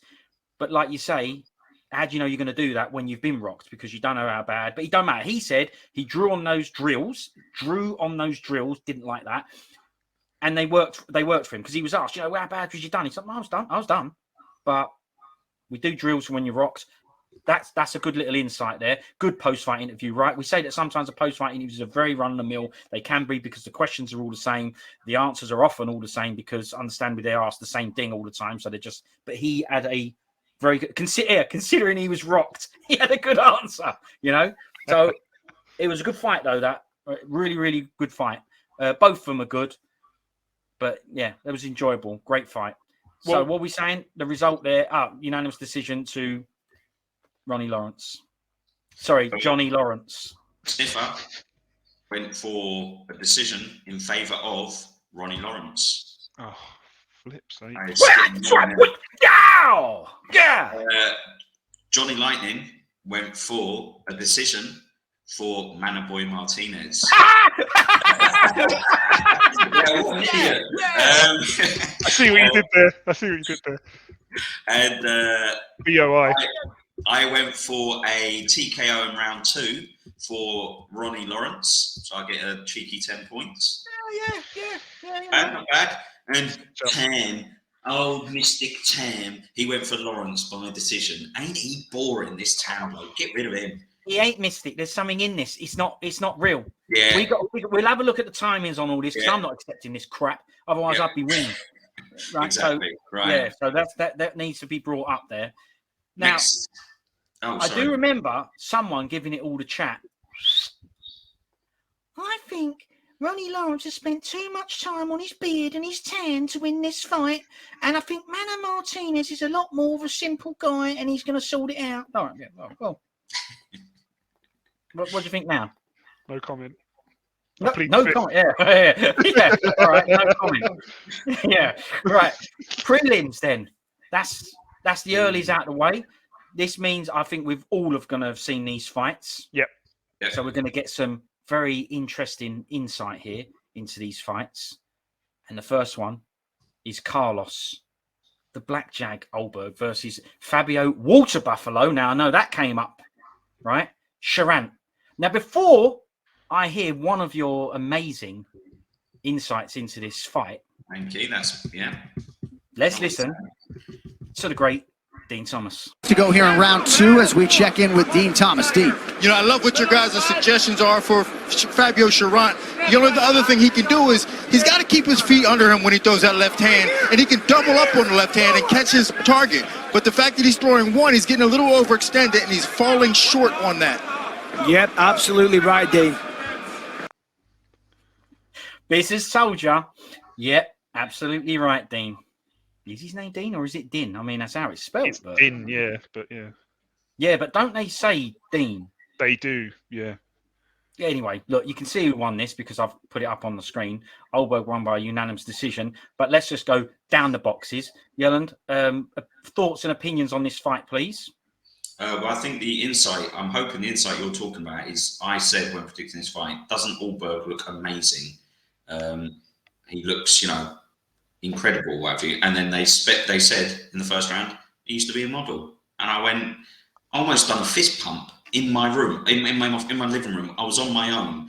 To me, we've spoke about should Johnny get bonus points because he said this fight would be boring. But predicting that somebody's a model, I mean, how many bonus points do you get for that? Yeah, so, man, that is a very, very good one. Well, and does deserve some points. Let's see, again, depending on how the points go, we'll exactly. Yeah. Can I just say, if Tan wins, we'll make sure he don't. Let's put it that way. This fight, before you tell me about the fight, Yelland, this one was on the early prelims, and this got bumped up, if you like, onto normal prelims. So let's have it. I mean, it was a pretty dull affair, truth be told. Ulberg, I think he looks all right, but I also think he looks pretty vulnerable when he goes back. He's got his chin in the air and stuff like that. So he seems quite, he throws his strikes quite technical. He's got, reasonable footwork. For a light heavyweight, I think he looked, quite nimble, athletic, all these things. But the couple of times that Cherant actually did throw something, he caught him. And his corner even said to him going to round 3, do you want to win this fight or what? You got, I think they might even said to him, you've lost, this could be your job on the line, basically. Words to that effect. Yeah, he's still out there, done nothing. Brilliant. And I don't know why he did do nothing, because the couple of times where he did storm forward, he caught Ulberg. He'd done it about 3 times in the whole fight. So I don't know whether he got pinged with something really hard in the first round that just turned him into a bit of a less of a water buffalo and more of a water gnat or flea or something. But he just basically he didn't show the stomach or the fight to win it, and pretty boring. Well, look, it's not my go, right? But in the sake of continuity, take that, Hick. Hick, if you won't know him, that's a mutual friend of ours, Johnny, and he's a bit of a wordsmith. It's a bit, to be honest, it's absolutely irritating. You say anything and he gives you a posh word for it, or says that's the wrong time to use that. This is not the wrong time, and he will pull me up on it if it is. For continuity's sake, there you go, I've made it into a sentence. You could hear Cherant's coach, Henry Hooft, chatting to him after the fight. So you know the bit where he's sort of on the cage, like a bit disappointed. And he said to him, saying about, you couldn't hear what he said, but his response was, Hooft's response was, you can throw 2 punches, right? You didn't throw one thing. That is what Yelland's just said. So Yelland is a coach as well. Then Henry Hooft went over to congratulate Ulberg's corner for the win. And he said to them, my guy didn't show up. Sorry. And it's great. Again, great little insights. If you pick up on those things, great little insights into, the fight game, if you like. But Yelland's basically said, and he's backed up by his actual coach. Backed up by a coach. How do you think you'll feel? Sorry, Johnny, I know we're just getting a bit carried away, but how do you think you guys would feel if you were Cherant? Now, even though everything Hooft is saying is correct and true, do you think that you would feel a little bit dogged out by that, a little bit sort of humiliated by your coach on TV? Okay. Or do you think you would go, nah, he's just telling the truth, and I need someone to tell me the truth. Right. Leave Johnny nodding, and I'll go, right? Leave him nodding down the bottom there, right? Leave Bobblehead down there, right? Let me just say one thing, and this did make a big difference. I didn't say it, maybe I should have, but I'm definitely going to say it now you've asked this question. When he said that bit about, but you can throw 2 punches, right? You didn't throw one thing. He wasn't shouting. It was fairly calm. And when he did it, he turned to walk to Ulberg's corner and he gave him a little tap on the ears, if to say, like, but it's all good, don't worry about it. I do think that made a difference because it showed that there was, look, I'm annoyed with you, but we'll get it back, don't worry. Yeah. So but that's not what you're asking. I'm just telling you from that does make a difference, the body language and the way things are said, right? If he said you can throw two things, right, you idiot, that would obviously be a lot different to how he did do it, which, he showed a little bit, but just by patting him, it's a little bit sort of, it's still... Yeah, I'm frustrated. I'm your coach. I have to tell you what's wrong. I'm just telling you the truth. Yeah. So I guess that is my answer to that as well, is it depends how it's done. Maybe you could say, oh, you shouldn't do those things on camera, but he's not thinking about the camera. Huff's not a bloke who's on... He don't care. He's on telly. He's a coach and he's just doing his job. Anyway, Johnny Lightning, answer to Yelen's question of what, how would it make you feel? In general, your thoughts on the fight? Yeah, no, I agree. The floor's yours on the whole thing. Yeah, I agree with what you say there about those things do make a difference. No, but the body language is important because, as you say, a pat on the belly is different to a clip round the ear. Yeah, it's the same thing. You're touching very lightly and quickly, but the place, sends a different message. So if you go you could have thrown two punches, you didn't throw one thing, tap on the belly, it's all right, on to the next one. It was done as mates, trust me. Yeah. It was just don't worry about it though. Yeah, you could have thrown two punches, you didn't do anything, and clip round the ear. That's flip's sake. Yeah. So it is different. I do think it matters. Personally, I wouldn't have been upset about that because I'm quite self-critical, and I think the reason I've got a coach is because I don't know everything. So I need to listen to what he's saying. I need to take that feedback, and I need to try and work out how to improve my game. So I wouldn't have a problem with that. And I do love the fact that Hoof then obviously goes to the other corner and said my guy didn't show up. I don't know how I would have felt about that, but the respect between the camps and going over, I think the end of the day, right? You've made it that far. You've done 3 months or whatever preparing. You get into the cage, you've got to show up, right? You've got 15 minutes to show up. So, and if you don't, it takes two to tango, right? So I think that's why Hoof says it, because he's like, well, my guy didn't show up. Sorry about that. Didn't give you an opportunity, didn't give you a fight. And it's something that I say. Well, I've said before when I play people casually on Street Fighter or something, if my head's not in it in the moment and I have a crap couple of fights, I will literally go, sorry, man, I wasn't in it there. I didn't give you a fight. Do you know what I mean? I didn't. Because that's your excuse for being crap at streets, yeah. well, yeah. But the thrill of the fight, it's important to make an effort and to try. And if you don't, then it's not fun for the other guy, right? And Anyway, that's that. Ulberg, I thought he reminded me very much of a Stephen Thompson in terms of how he was bounced. He had that kind of karate kind of. And I think for his height, for his gifts, and for how the kind of talents that I saw that were on display, I think he should have ended that fight. He should have finished it. He should have absolutely taken it to Water Buffalo, and it should have just been over. And I know why he didn't, because I don't think he had a great time in his last fight. So he was obviously more cautious. He was a little bit paranoid or whatever, and just don't want to make a mistake. But yeah. Whatever, take it or leave it. I wasn't very impressed with the fight. It's just what it is. I'm more concerned about the results, to be fair, and who got what points. So yeah, but you can't do that because I haven't had to go on the fight. Oh, sorry. So, yes, you're not allowed to do that. Right? But what I will say is, I'm going to echo what you said about his style. I couldn't agree more. I thought he looked good, and I don't just mean the bod. That did look amazing, but he was bouncy, rangy. I liked his style. He was shifted to the side, made himself nice and narrow. And he looked like he was going to be amazing, not from the bod, from the fighting style. And I do think this guy is good. There's no doubt if you see him down the gym, you're going to go, bloody hell, this guy is amazing. And he was very, very good at Stephen Thompson style, moving out of range, because Cherant's one of those exploding guys. Whenever that guy came in and exploded, he was very, very good at being out the way. So he was pretty quick as well for a heavily muscled guy.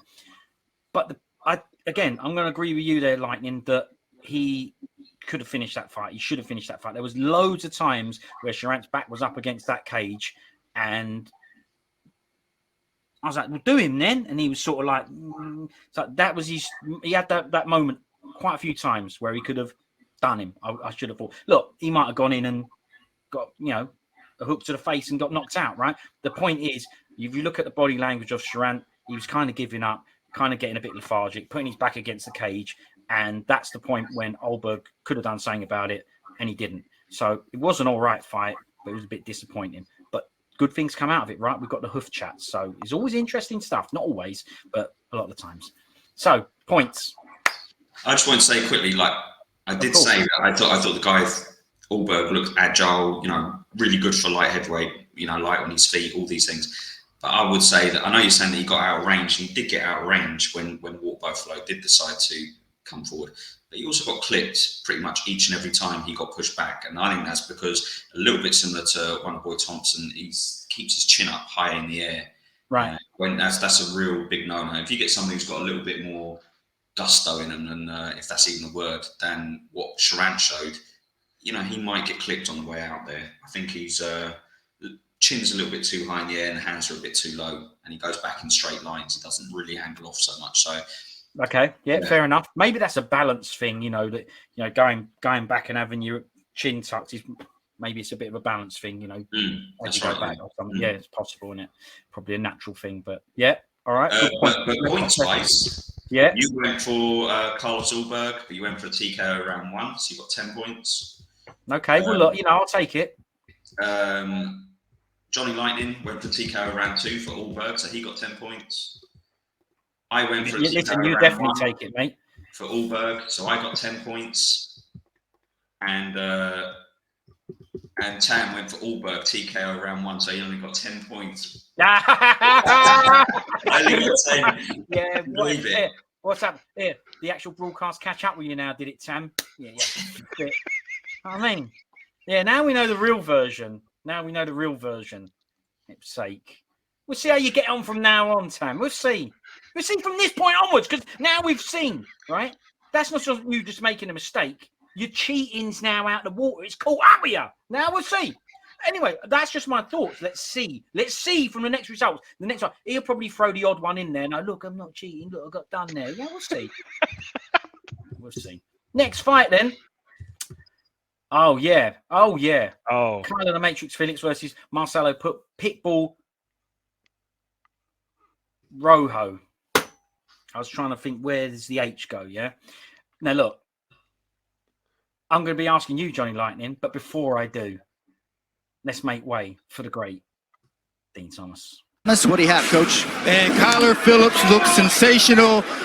Rojo is at a significant disadvantage in terms of speed and skill. The only thing that he can really do is put himself in a position defensively where he doesn't have to move so much and let those shorter punches and hope to catch his opponent Phillips coming in when he's coming in with those combinations. Hope to catch his opponent Phillips coming in. Hope to catch his opponent Phillips coming in when he's coming in with those combinations. Other than that, he's going to get shut out all night long.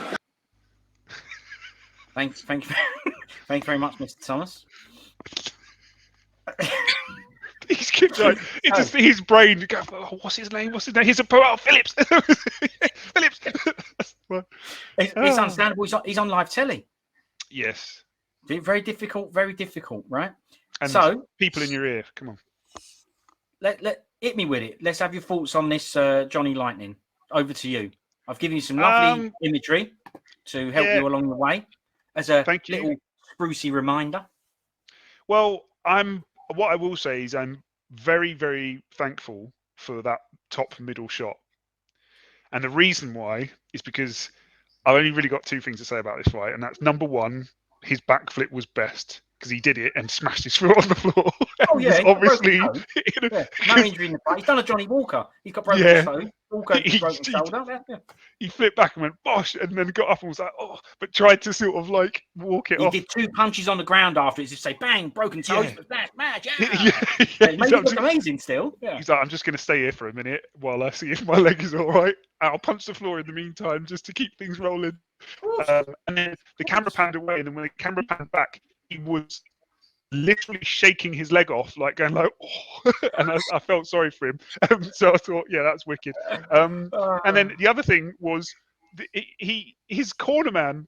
Then like after you know, I think it was after he got the decision.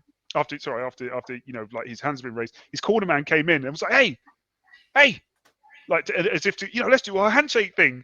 And they did this thing where they went like, yeah, and the corner man went up for one more, and Phillips just walked off, and the corner man was like, oh. Just kind of just left him hanging. And I was like, he came in to do it, and it was rubbish. Yeah, it was crap. Bang, bang. What did we do again? Yeah, it was crap. But like, and I thought, yeah, you need to work on that one. But it was funny because it reminded me that happens a lot in real life when you see people, especially like, you know, pandemic and stuff with the whole like elbow thing and all that kind of. The amount of times I see people and I go, oh, how's it going? And I go to shake their hand and they go to do touch. And you go like that. And then you have that awkward moment where they go, oh, he's doing touch. You go, oh. And then you switch. And you basically just go bosh and then go bosh. And it's really awkward. And you go, we need to work on that. Yeah, so I thought that was quite funny. But yeah, I mean, average fight as far as I'm concerned. All I care about is how many points did I get. So that's my commentary. All right. Well, it's tough because now I'm going to do chats on it. So whether you care about that or not, they're coming, right? I thought it was a good all-round performance from Phillips. He showed a bit of everything. Now, that's the main thing on that. And obviously it was a wicked finish or whatnot. You know, he had the triangle on top and then flipped it over, smashed it into the armbar. So he did what he needed to do. He's a good fighter. I don't know, Johnny Lighton, this was the guy we were saying to you, he's a good fighter, one that you haven't seen, one of the newer ones on the roster that you hadn't seen. You obviously weren't that impressed, but could you at least see that he had something about him? And sorry, just for clarity, it wasn't that I wasn't impressed. I just thought it was a kind of a stereo like a kind of classic modern day MMA fight. It was, you know, like you say, it was a bit of everything, a bit of back and forth, but there was nothing that was standout. But yeah, I didn't know these guys, and I think with my pick, I just kind of relied on what you guys told me that Phillips was actually really good, and that's why I picked him. I think if I picked him, but anyway. Well, he did. Look, man, he was good. He did finish the fight, like I say, mounted triangle, spun it over armbar finish. Right now, the bit I noticed the most about this fight, I did notice the and the broken feet. They were good ones. But here's one you didn't bring up, right? Rojo's shorts. Now, they were spankers. That was the first night they went on. Check out bottom left picture. Look in front of Phillips's face. They are the tags from his shorts. They came out just before the finish on the floor. Venom tags, the pair of them. And Murgliata, he left them there right until that fight finished. Then I saw him swipe them away. But they were in it a lot in the replays and everything. So that is the tags from his shorts. He tucked them in. And as he got dragged around from that thingy into the armbar, they popped out. Brilliant. That's terrible. Now, obviously, Venom are doing all the merchandise now, right? Because Reebok are out of it, Venom. So I don't know. Do we give them a pass because you go, well, look, they're kind of new to it, but they're not. Venom have been doing fight wear for years. But they're new to this. Why do you keep the tags in? Yeah, it's not Venom's fault that he didn't have a pair of scissors or just pulled the tag. If I got stuff from Venom and they turned up without tags, I'd be like, what are you sending me secondhand stuff for? I want the tags. So right. Yeah, good point. Right. So those tags came out, which I thought was good spot, by the way. Yeah. It was when you can see no one else is going to be talking about the missed handshake and the tags in this fight. No one. They're going to be talking about all the boring stuff, the technical stuff, the armbar, what Rojo should have done, and we're talking about tags and missed handshakes. That's what really matters. Exactly right. The interesting stuff. So I did think that was good. I don't understand why he never cut him out. That does bring me on to a story. Does Gav know Mike Michael? No. I think so. You sure? Probably not. Yeah, probably not, but does. Yeah, we'll know. Yeah, but okay. Well, he's the guy who worked at where we used to work. Yeah. Too much history. Yeah. You're giving too much away. Yeah. And I'm sure, as Yellen says, I'm sure you know him, would have come across him or whatever. Mm-hmm. This guy went to my bro's wedding, right? Right. And he didn't forget his trousers, but the trousers he took with him, he didn't try them on beforehand. And he's obviously older and a bit bigger since he last wore them. And he tried to put them on in the hotel room the morning of the wedding, and they didn't fit. Seriously didn't fit, as in, I can't wear them. I was in the hotel room with him. They did not fit. Well, I was having a shower, and he shouted into the shower, "We've got a problem." And I was like, "What?" And he was like, "My trousers don't fit." And I honestly thought it was going to be one, where you go in and he had jack ups a little bit, or they're a bit, he maybe couldn't get the top button done up. I'm telling you, he couldn't get them over his thighs. Right. So if that's to the wedding, as the best man, if there's any problems, you get the call, right? Oh, the bride ain't turned up. You get the call. I got the call. It's like, why is he ringing me? I got the call. I've got a problem. My trousers, they don't fit. Standing there going, okay, brilliant. Well, my dad came to the rescue and went, well, we're going to have to take you round the shops. Right? Oh, I thought you said your dad gave him a pair of Venom shorts with the tags on. It's not quite that continuity. When she said I do the tags thing, right? But it was, it is a related story, as in tags, and you'll see why, right? Because it's not finished. So my dad said, well, look, I'll have to sort this out because I can't drive him round. I've got other things to attend to, right? So my dad took it on board. Bad move, because if that was, say, me or my brother, my dad would have been mashing us bad, right? But I guess because it was this other guy, he just thought, I'll sort this out. I don't want anything to go wrong. So he took him round to the shops. And of course, this guy, Michael, was panicky, understandably right, because my dad and taking him away from the wedding, from the venue, then we're then out of the venue. So he was, to be fair to him, panicky about it. So he's stressed. So he went into the shop. He just grabbed a pair of trousers. He tried them on. These will do. These fit. And the woman, was you there? At this? Yeah, I was there. Yeah. He's probably better. At first, directly, we were supposed to take. He's better at this bit. He was actually there. Go. Well, he was supposed to take us to a clothes shop, and he ended up taking us to a M&S food market. No. One of those food marts. So I was sitting in the back of your dad's car going, I know his dad's got a temper, and any second this is all going to kick off. I was bricking it. And then we went to, I think it was somewhere like Peacock's. That's right. And there, like saying, just grabbed I think he ran up to the desk and went, I need a 32 waist, 32 leg or something like, it was really panicking. And somebody got him the trousers. He tried them on, and I went, they were good, and he went, yeah, and he ran over. I mean, to be fair to him, he realised the urgency. He wasn't taking the piss and stuff, and he ran over, paid for him, and then I'll let you. Hold on. The woman said to him, "Do you want a bag with that?" And he was like, he was so panicky. He was like, "No, I've got to go." Just grabbed them. Didn't she even say? So didn't she even say at the time, "Well, I need to check them for"? I don't remember if she said something. I'm pretty sure she said, "Don't you want a bag?" or something like that. I mean, he was really panicky. He was just like, slammed them down on the desk. Beep, there's the money, and then just grabbed them. She was like, "Don't you want a bag with them?" or something. He was like, "No, I've got to go. I've got a wedding," and just shot off, ran out the shop, and that was that. So that panic obviously caused an issue. That he should have been more relaxed, more laid back, more composed, but he couldn't. He let the situation get to him. And the tag was still on him, on the waistline. So all wedding, he's walking around with these trousers, which I have to say did not fit, even though they were new. Yeah, he still got the wrong size. Yeah, he did. He did. All creases around the crack and all that.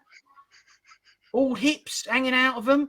He ain't even a big bloke. They were just tight. And he had a tag on the outside hanging off him all the way through it. Now, obviously, we just let it ride and didn't take the mick out of him for the whole wedding, because you wouldn't do things like that, because he feels self-conscious about it. But let's put it this way.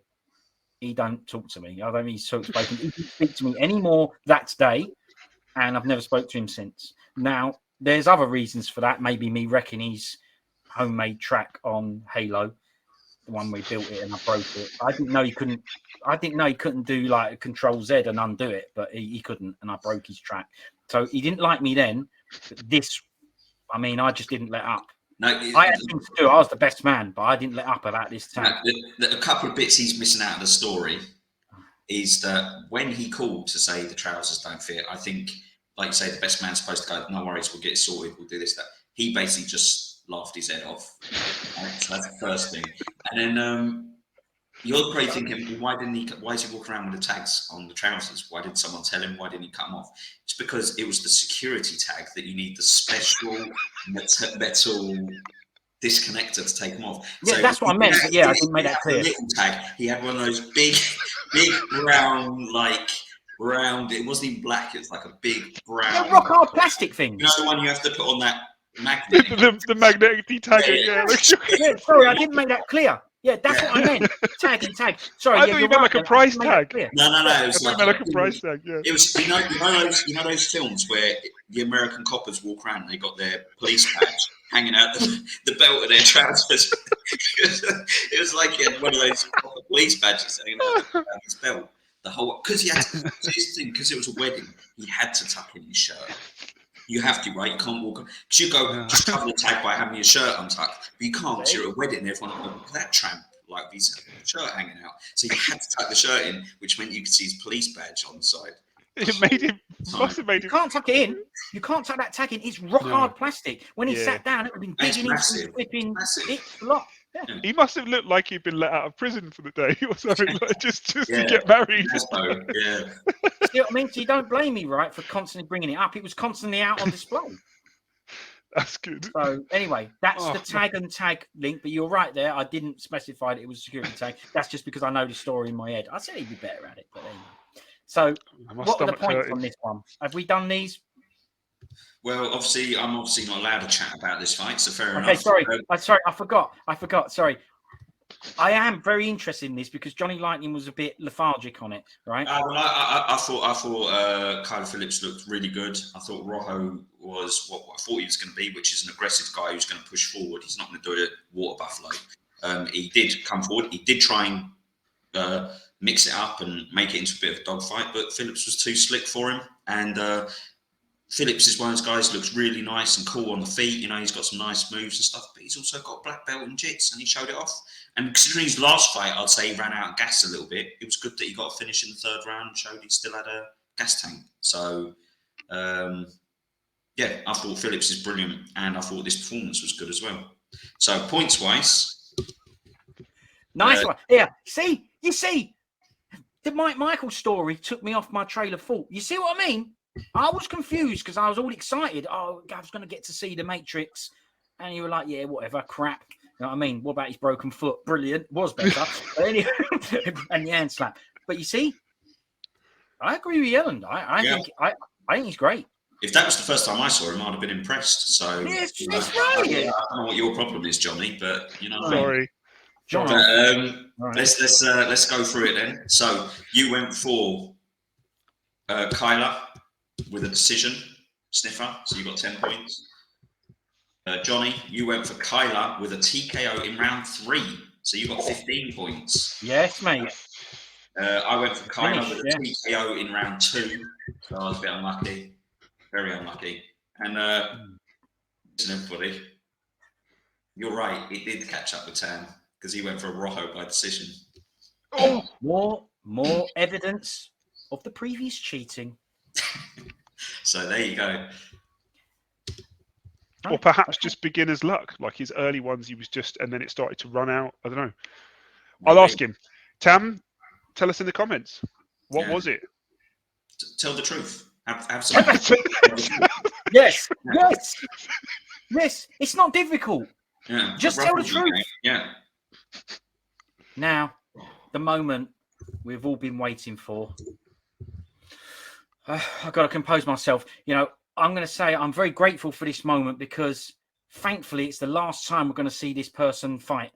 So this is the last fight of Roxanne. Fair and Just, not the Happy Warrior. I've changed the nickname. Roxanne, Fair and Just, Modafferi versus Casey King O'Neill. But of course, before we discuss and give our opinions, let's listen to Dean Thomas, your mic is hot, sir. You know, sometimes when you look at these fighters... Hold on. Whoa. Let's go with that Anik beginning first. Anik beginning. Coach Dean Thomas, your mic is hot, sir. Retirement fights. I mean, it's a bad one, isn't it?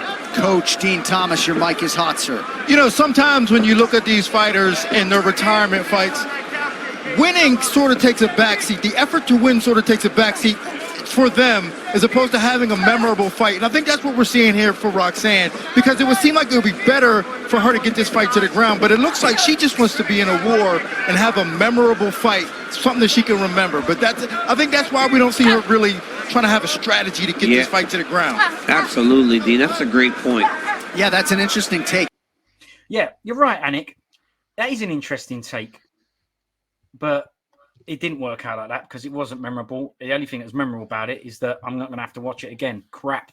Anyway, so as you are the fanboy down the bottom there, we will leave this one to you.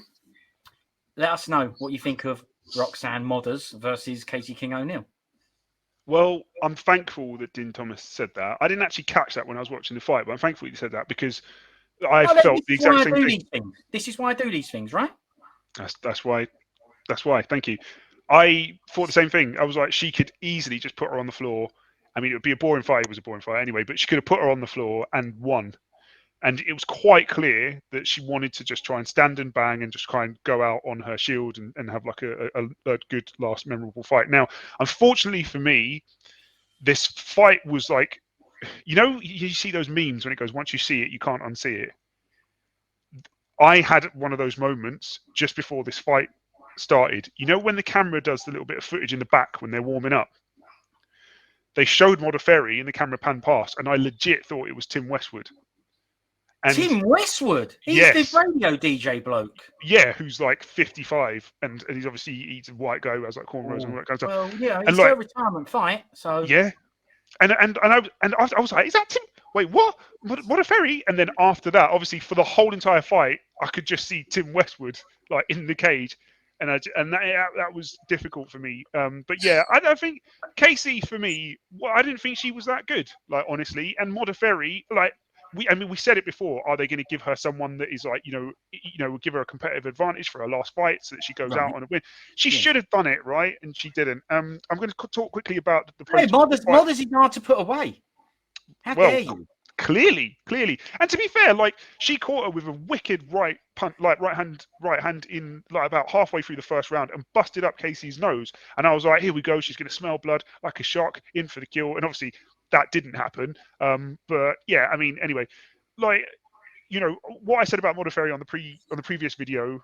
I mean, she was there at the end and basically said it again. Like she took a deep breath, she composed herself. You could tell she was obviously very emotional. And what did she say? She said, even if you don't win every time, you can still have an amazing time.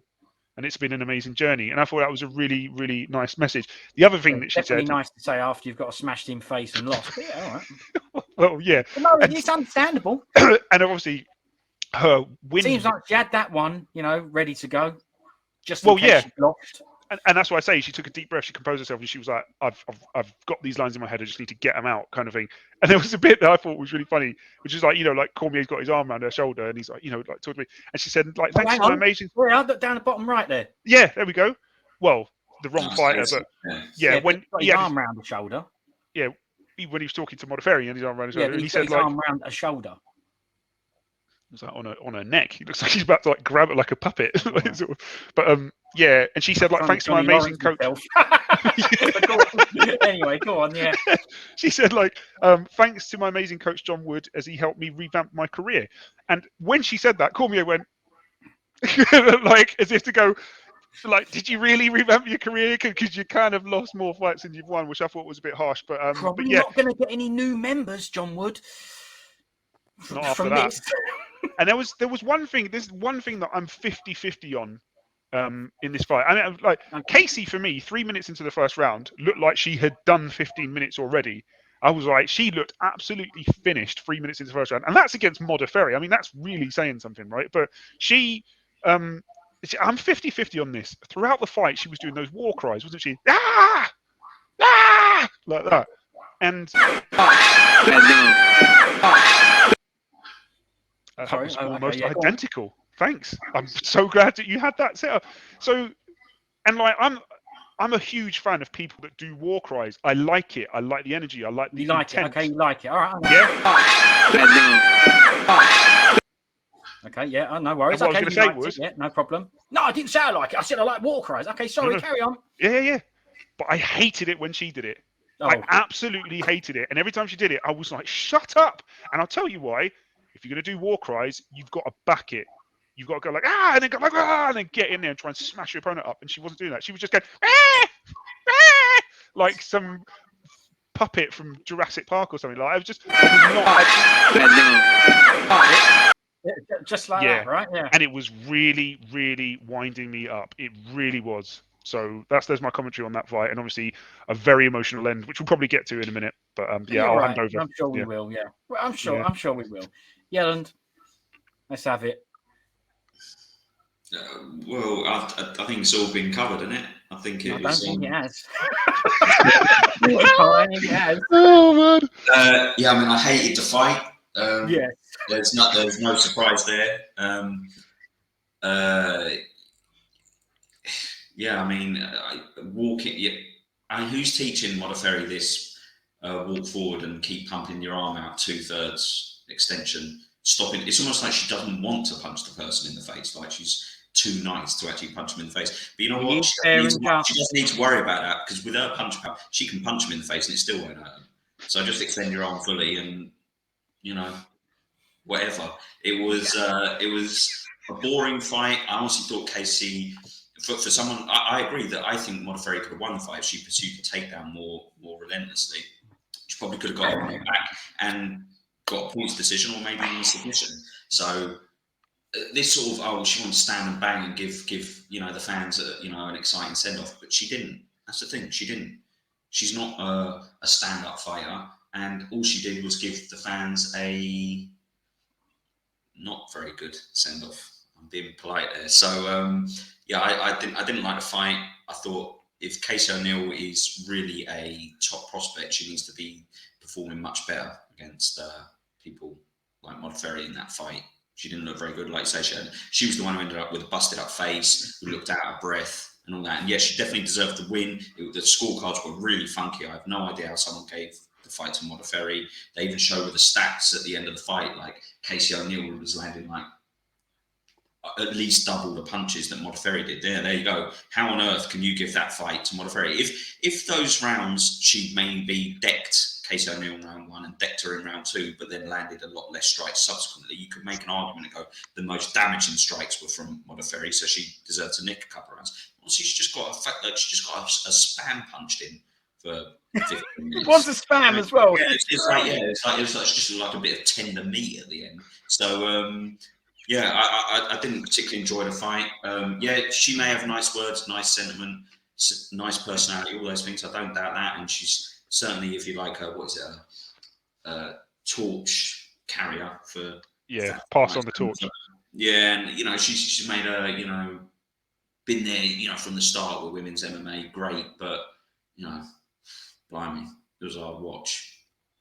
Can I just say as well that Bisping said the exact same thing, didn't he? He said like, no offense to Modafferi, he said, but who was watching that fight and judged that and gave those scores? He said, I'm sorry, someone needs to have a word. And again, it goes back to why we like Bisping, because he will say that stuff, whereas maybe Anik and Cormier might not. So they'll say something political, like some curious scorecards there or something like that, but they won't specify who or why. Whereas Bisping go, I don't know what that guy's looking at. Got Specsavers, something like that. And, so he's a bit more upfront with it. So that's why I don't like Anik. I find Anik just dull as ditch water. Yeah. Well, look, I was going to say there's not much more to say, but there is, because it's a Modders fight, and she's brilliant. So I am going to agree with both of you. After round 1, Casey had more damage on her face than Modders, and I was like, what's happened? What's happened here? You've got the young prospect, undefeated prospect, getting done by Modders. Right? I couldn't believe it. Finally, Modders went for a takedown at the end of round 2, and she got it. So after round 2, I'd now say that Modders has the most smashed in face. So the tide has turned. But I don't know why she didn't carry on with that plan of attack. You do. Thingy told us, Dean Thomas told us, right? She wanted a memorable fight. She failed. But, or is it memorable for the wrong reasons, right? In the post-fight interview, DC said that O'Neill broke the record for the most significant strikes thrown in a 3-round fight. You know what I mean? Anik said it's the second biggest fight differential in women's flyweight UFC history. So Modders, she went out as she came in, smashed to bits. Right? Hang on. Just hold on. You don't even have to have a chat about the fight. You just just put that up and go, we don't need to chat about this fight. But we've got to, because it's Modders and she's, leaving us. Winner was O'Neill, like you say, by a split decision. And according to Bizzers, this is what he said. So you both brought this up. However, it's quite important what he said. He said that judge is incompetent and shouldn't be in that position. Now, I agree with what both of you said, that it's nice to have somebody who's a bit more not political, doesn't draw the line, and says what he thinks. I don't know if you saw this, Gav, but Dan Hardy did it when he had a dig at Herb Dean, when Jai Herbert was getting smashed in by Masaran Duba, and he got up and had a dig, and I'm not saying that's why he lost his job, but it didn't go down too well on the broadcast. Some bloke taking off his headset and having a dig at one of the officials, right? Yes. Me and Jan were in two minds about it. We're like, this is what we like about Dan Hardy, right? He's like, yeah, we do, but did we like this? Right? So we've had a chat about this, right? Not on air. So we could do it now, but we ain't got time. So I'm going to repeat what he said again. And after what you two have just told me and said, it's great that he does these truth myths. That judge is incompetent and shouldn't be in that position. So I'm just asking now you know the actual words. Is that okay? Yelland? Yeah. Yeah, you're still all good with it. You think it's absolutely. Right.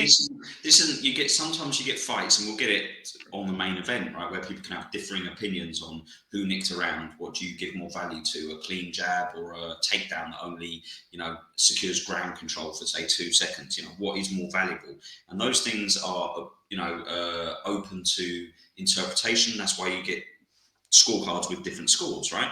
And it can also be why you get some sort of wild scorecards where one judge will see one fight, say 49-46 for one fighter, but 48-47 for the other, because they put, say, a lot more value in grappling exchanges than somebody who puts more value in strikes and stuff like that. So you can have those things, but with this fight, there was next to no grappling exchanges. So you don't have that excuse to go, well, I'm someone who leans more heavily towards grappling exchanges. All you had was somebody getting their spam jabbed off for 15 minutes, and you had someone else tenderized, and somebody throwing jabs who looks like she's got tennis elbow. So as you saw from the stats that's all there was to go on this fight. There was no ground control time, there was no submission attempts, there was no nothing else. It is literally purely a striking affair. And if you've got somebody get those numbers up for me again, please. Sure. Right, I can't really see them very well, but if you've got somebody, I can. Okay. So if you've got somebody who's landed 174 strikes compared to 54-87, how can that evenly spread over 3 rounds? Look, she doubled her in round 1 effectively, tripled her in round 2, 3-1, and then clearly in round 3 almost doubled again. How on earth can you score that? Unless Modafferi is landing big, those 33-21-33 are big power shots that were putting Casey O'Neill on her back feet and not decking her and busting up her lip, which they weren't. They were not powerful shots. I mean, it says significant strikes. I'm not sure I saw one in the whole fight. So, I would say that that judge is to me, it's almost like he got the names jumbled up or something, but it's incompetent.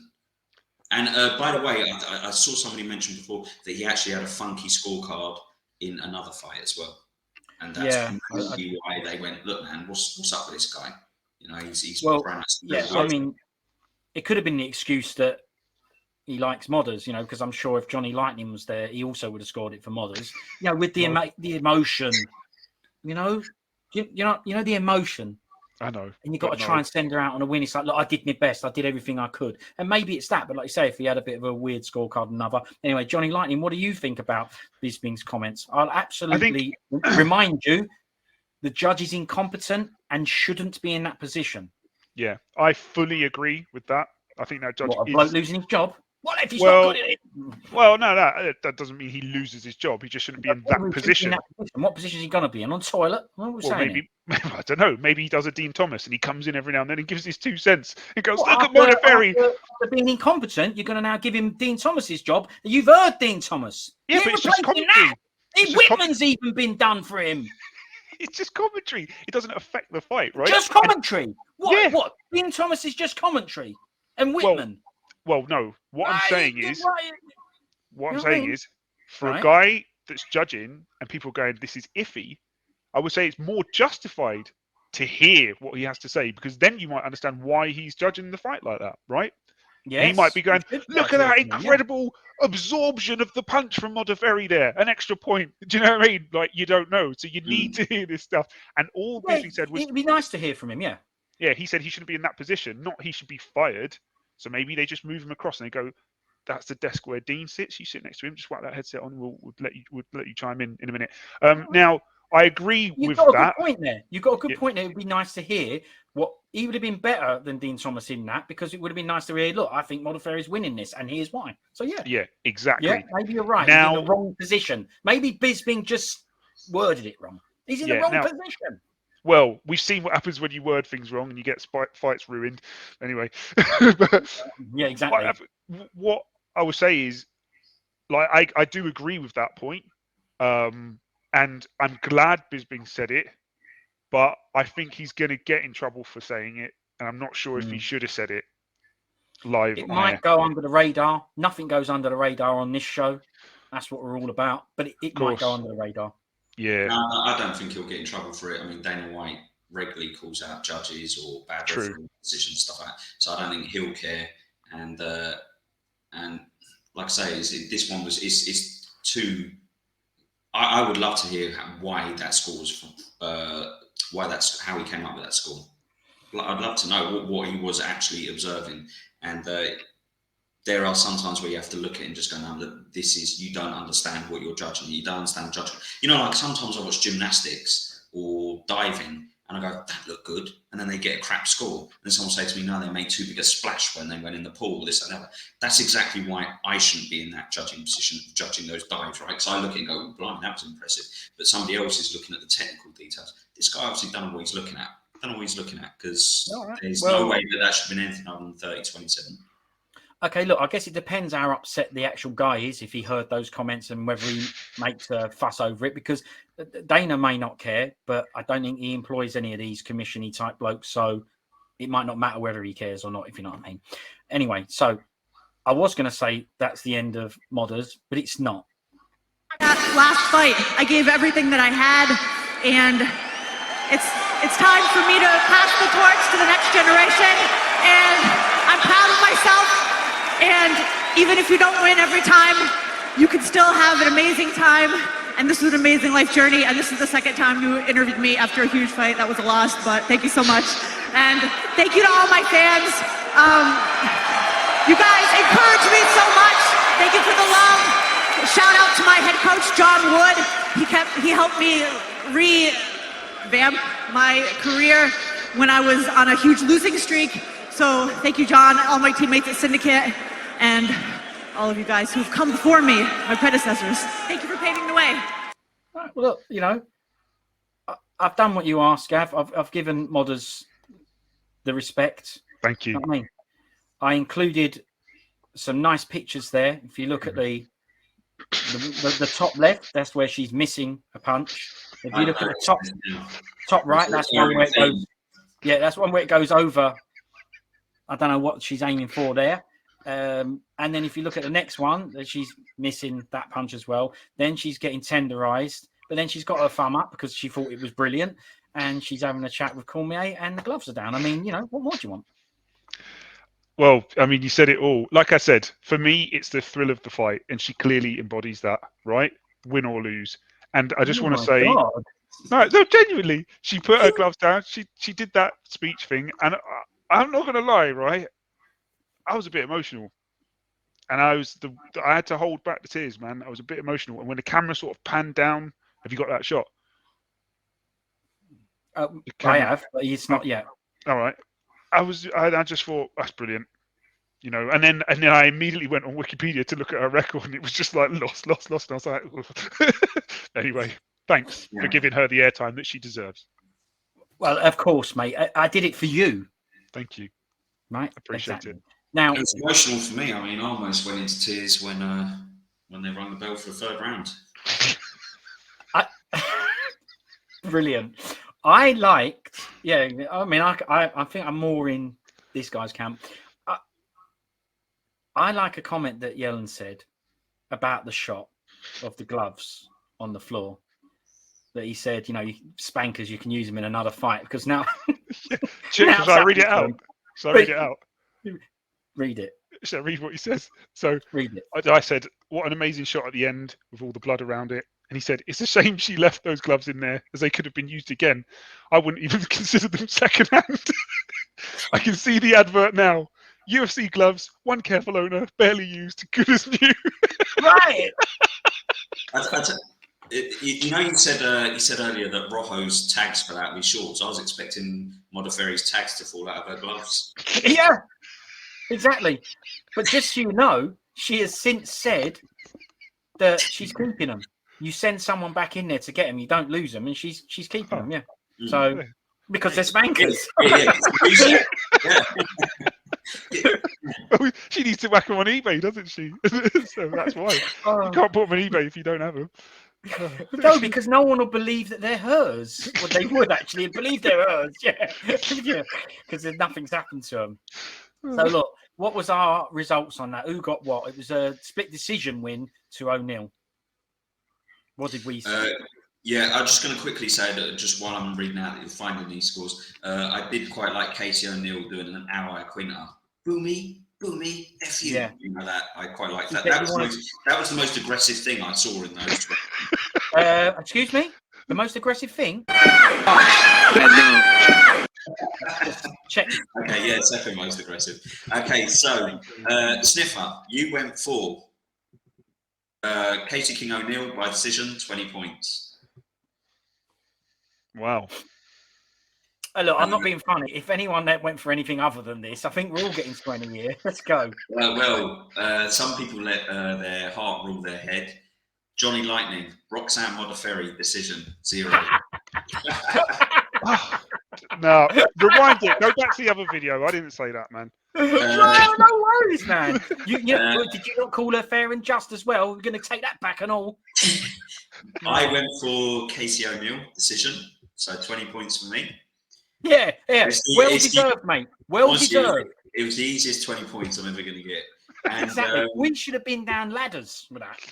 Yeah, 100%. Yeah. And we said we weren't sure about this Tan fella. Was he, did the broadcast catch up with him? Is he on the level? Well, I'm just going to say he went for a Modafferi sub. So I think that question's now been answered. Tam! Oh, why did you do that, Tam? He knows. I think he was with me. He just did that out of respect. He knows. He would never have done points for it. He's got points on the line. He's on the sheet. Yeah. We didn't know he was going to be on the sheet when he did it, did he? He knew that after. Give me his picks for then. He's on the sheet. Just so you know, Johnny, that prediction has booted him out of the lead. Oh, so what? He was in the lead before that? No he was way. winning. Yeah, he was smashing it. But he's out of the lead now. Now, So- can I just say? You're doing a biscuit here. Go on, Can I just say? If you go back to the other video, I think what you'll find that I said was, "Oh right, yes, Modafferi decision," and then I said, "I don't think that's going to happen, but that's what I want to happen." You did say that, but your pick is your pick. Yes, and I'll take it. He's right, but he did say when he read it out, he said the heart ruled to sleep. He said that, so he took that on board. Okay, look, next fight, no more modders, right? Sodder. This is the last fight on the prelims. It was a big card. This, as you know, Andrade Pitbull Arlovski versus Jared Vanderaa. I'll make this easy. It was terrible. It was a split decision win to Arlovski, and it was crap. Anyone else want to say stuff? Enjoy yourself. Well, I just want to say one thing, which was Anik mentioned on the broadcast that his had debut... one other thing to say about it, but go on. Oh, sorry. I thought you were handing it over there. Do you want to go back? I was handing over, yeah. Oh, right, okay. Andre Arlovski, he said his debut was UFC 20. And I was like, wow. And that was around the time that I was really getting into the UFC. I'd seen UFC before, but I wasn't a huge fan of it and I couldn't get hold of it easily and stuff like that. But around that time, they started releasing them properly in the UK. You could go into shops and buy UFC, and that was around that time I was really getting into it. And it made me think UFC 20, and I thought, who else is on that card? So I just quickly popped on the internet just to have a quick look, because obviously I've got the internet. My barber doesn't know that, but hang on a minute. Who? Your barber? Yeah, my barber. So anyway, so I checked it and just listen to this roster, right, on this card. Randy Couture. Brilliant. Kevin Randleman. Brilliant. Maurice Smith. Brilliant. Josh Barnett. Brilliant. Jens Pulver. Don't know about Little Evil. Right? It gets on my nerves a bit, but all right. Mark Hughes. Chris Lytle. Wait. And then the name, Renato Babalu Sobral. It doesn't say Babalu in here, but obviously we know that's him. Now, what was the first thing that came to mind when I saw Renato Sobral? Liddell booted him in the head. No. Well, yes. Well, I mean, yeah, that happened, but that wasn't the first thing that came into my head. What was the first thing that came into my head? Renato Sobral. Why did he get booted out of the UFC? I can't remember this, but I Do know. you remember David No. Heath? So he cut him open with an elbow, smashed his head open. Really bloody fight. Probably, actually, one of the most, if not the most bloody fight I've ever seen in MMA, right? The cage was caked. The canvas was caked in blood. David Heath blood. What about if the bloke is actually called, his name is Blood? Isn't that the bloodiest fight? Oh, maybe, potentially. Blood I mean, Diamond. Heath should, His name is Blood. That's the bloodiest fight. It's a very good point. So Brawl sinks in a choke. I can't remember if it was second round or third round or whatever. And Heath, he's destroyed. He's lost like half of his blood or whatever. And he's choking him. He's out, right? Mazzagatti jumps in to try. Steve, remember that guy, Mazzagatti? Yeah, Mazzagatti. Steve Mazzagatti, he's the best. He jumps in and he's like, over. And Sobral doesn't let go. And he chokes him more, right? And Heath is out. And Mazzagatti's like, get off. And he's yanking him. The cage door's open. More people are coming. They're trying to, and he doesn't let go. And then he ended up like Heath just goes out. He goes to sleep because of hypoxia and all that. And I remember like it was harrowing. It's very rare that I would say that about watching an MMA fight. I don't like. I've seen a lot of stuff. Yeah, it was a harrowing moment. Big un. Yeah.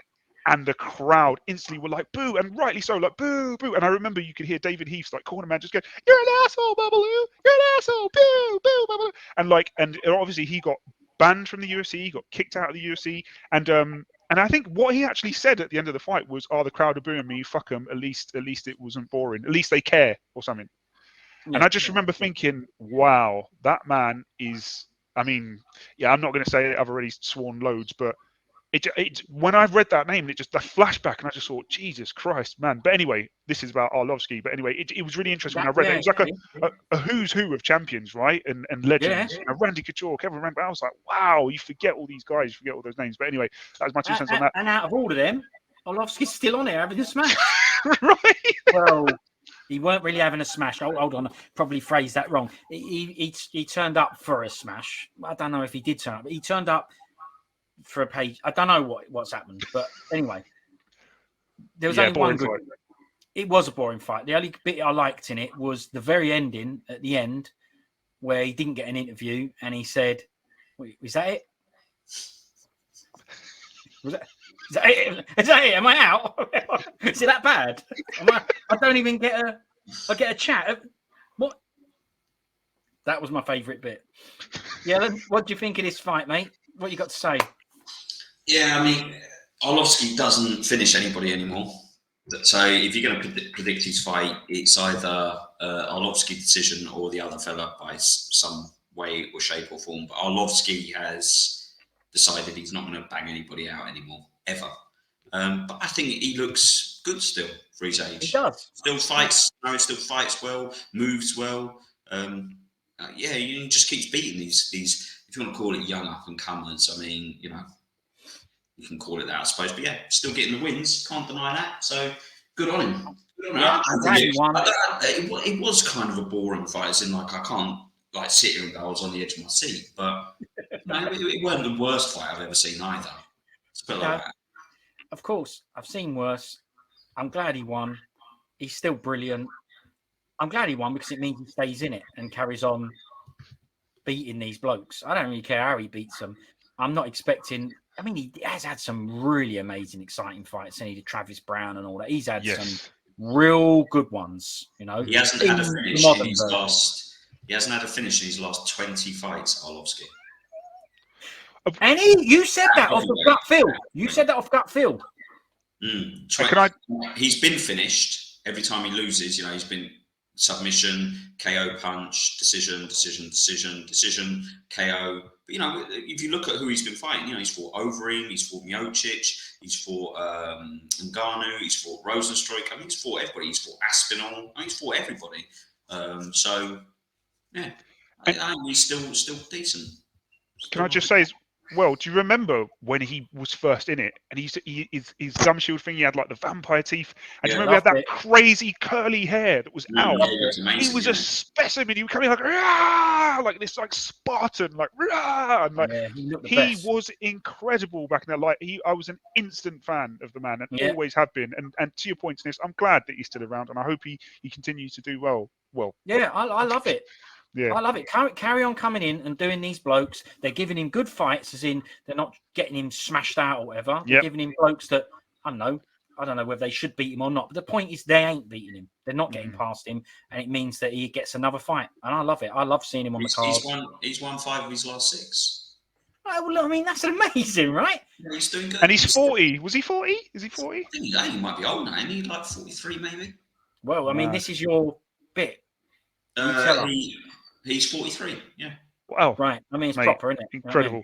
I always remember there was... You know what? You're going to have to do an incredible on it. It's true. Yeah. There was a pre-fight interview that he gave one. I can't remember who it was against. I remember the woman that was interviewing him. She said, like, your opponent says, you think you're Superman. And I remember the look on Arlovski's face. I don't know if it was like a language barrier thing, but he looked and he just went, I'm not Superman. Like that, like just to go, it's not me. Like, like what is that? And that's always stuck with me. But yeah, I love the guy, and I'm glad he's still around. I'm glad he edged out the victory on this occasion. So. Yeah, he's brilliant. So now look, that does bring us on to the main card. But before I go on to it, I'm going to make sure you're all good, Johnny Lightning, to continue. Unfortunately, I'm not, and I've got to bounce. I'm so sorry. I've enjoyed the time here, and you are welcome to carry on without me, or if you want to do another one, obviously I'll come back. First off, we haven't. So let's finish on the points of what we got there, right? And then what we'll do is we'll say we've done a show for the early prelims and the prelims, so all the prelims, and then we'll do the main card another time. Right? Amazing. So that's why it's a good time to finish it. So let's just finish on the points. Yellen, can you give us an update on the Arlovski? Who chose what, please? Yeah. Okay, so we'll run through it like normal. Sniffer, you went for the Pitbull by decision, so 20 points. Yeah. Johnny Lightning, you went for the Pitbull as well, but you went for a TKO. That's never going to happen. Remember 25. Remember the stats. The last 20 fights. The stats. So you got 10 points for that. It's all right. Respectable. I went for Arlovski decision because that's all he does. So I got 20 as well. Now, the one we're all constantly interested in is this Tan fella. Yes. He's the anomaly here. Yeah, he's the one that we're not sure of. Well, all I'm going to say is he went for Vanderaa, TKO round 1. I mean, is this just by chance, this, or is it, He hasn't got one right in his last 3. He's doing a Roxanne Modafferi type. Yeah. Losing record. So, yeah, he's in trouble. I think it's time to lay your gloves down in the octagon, Tam. We'll see, but don't forget, it's not just about this card, Tam. You haven't lost yet. That's the first thing. You haven't lost. We've still got the main card to go. And it's the whole year, if you're interested. If I was you, I might just say, this isn't for me. And, I don't know, go and watch tennis or something. That's probably what I'd do. But we'll leave it there because Johnny Lightning's ruined it. Sorry. Joking, man. Don't love you. Right? So sorry. So that's the prelims done for UFC 271 Adesanya versus Whittaker, Ultimate Fighting Chat podcast. And I'll see both of you again for main card. And everyone else who's watching and listening, right? Yeah. Tan, basically. Okay. And me and you and you. Cool. Nice one. Right. I'll see you in a bit. Yeah. Brilliant. See you later.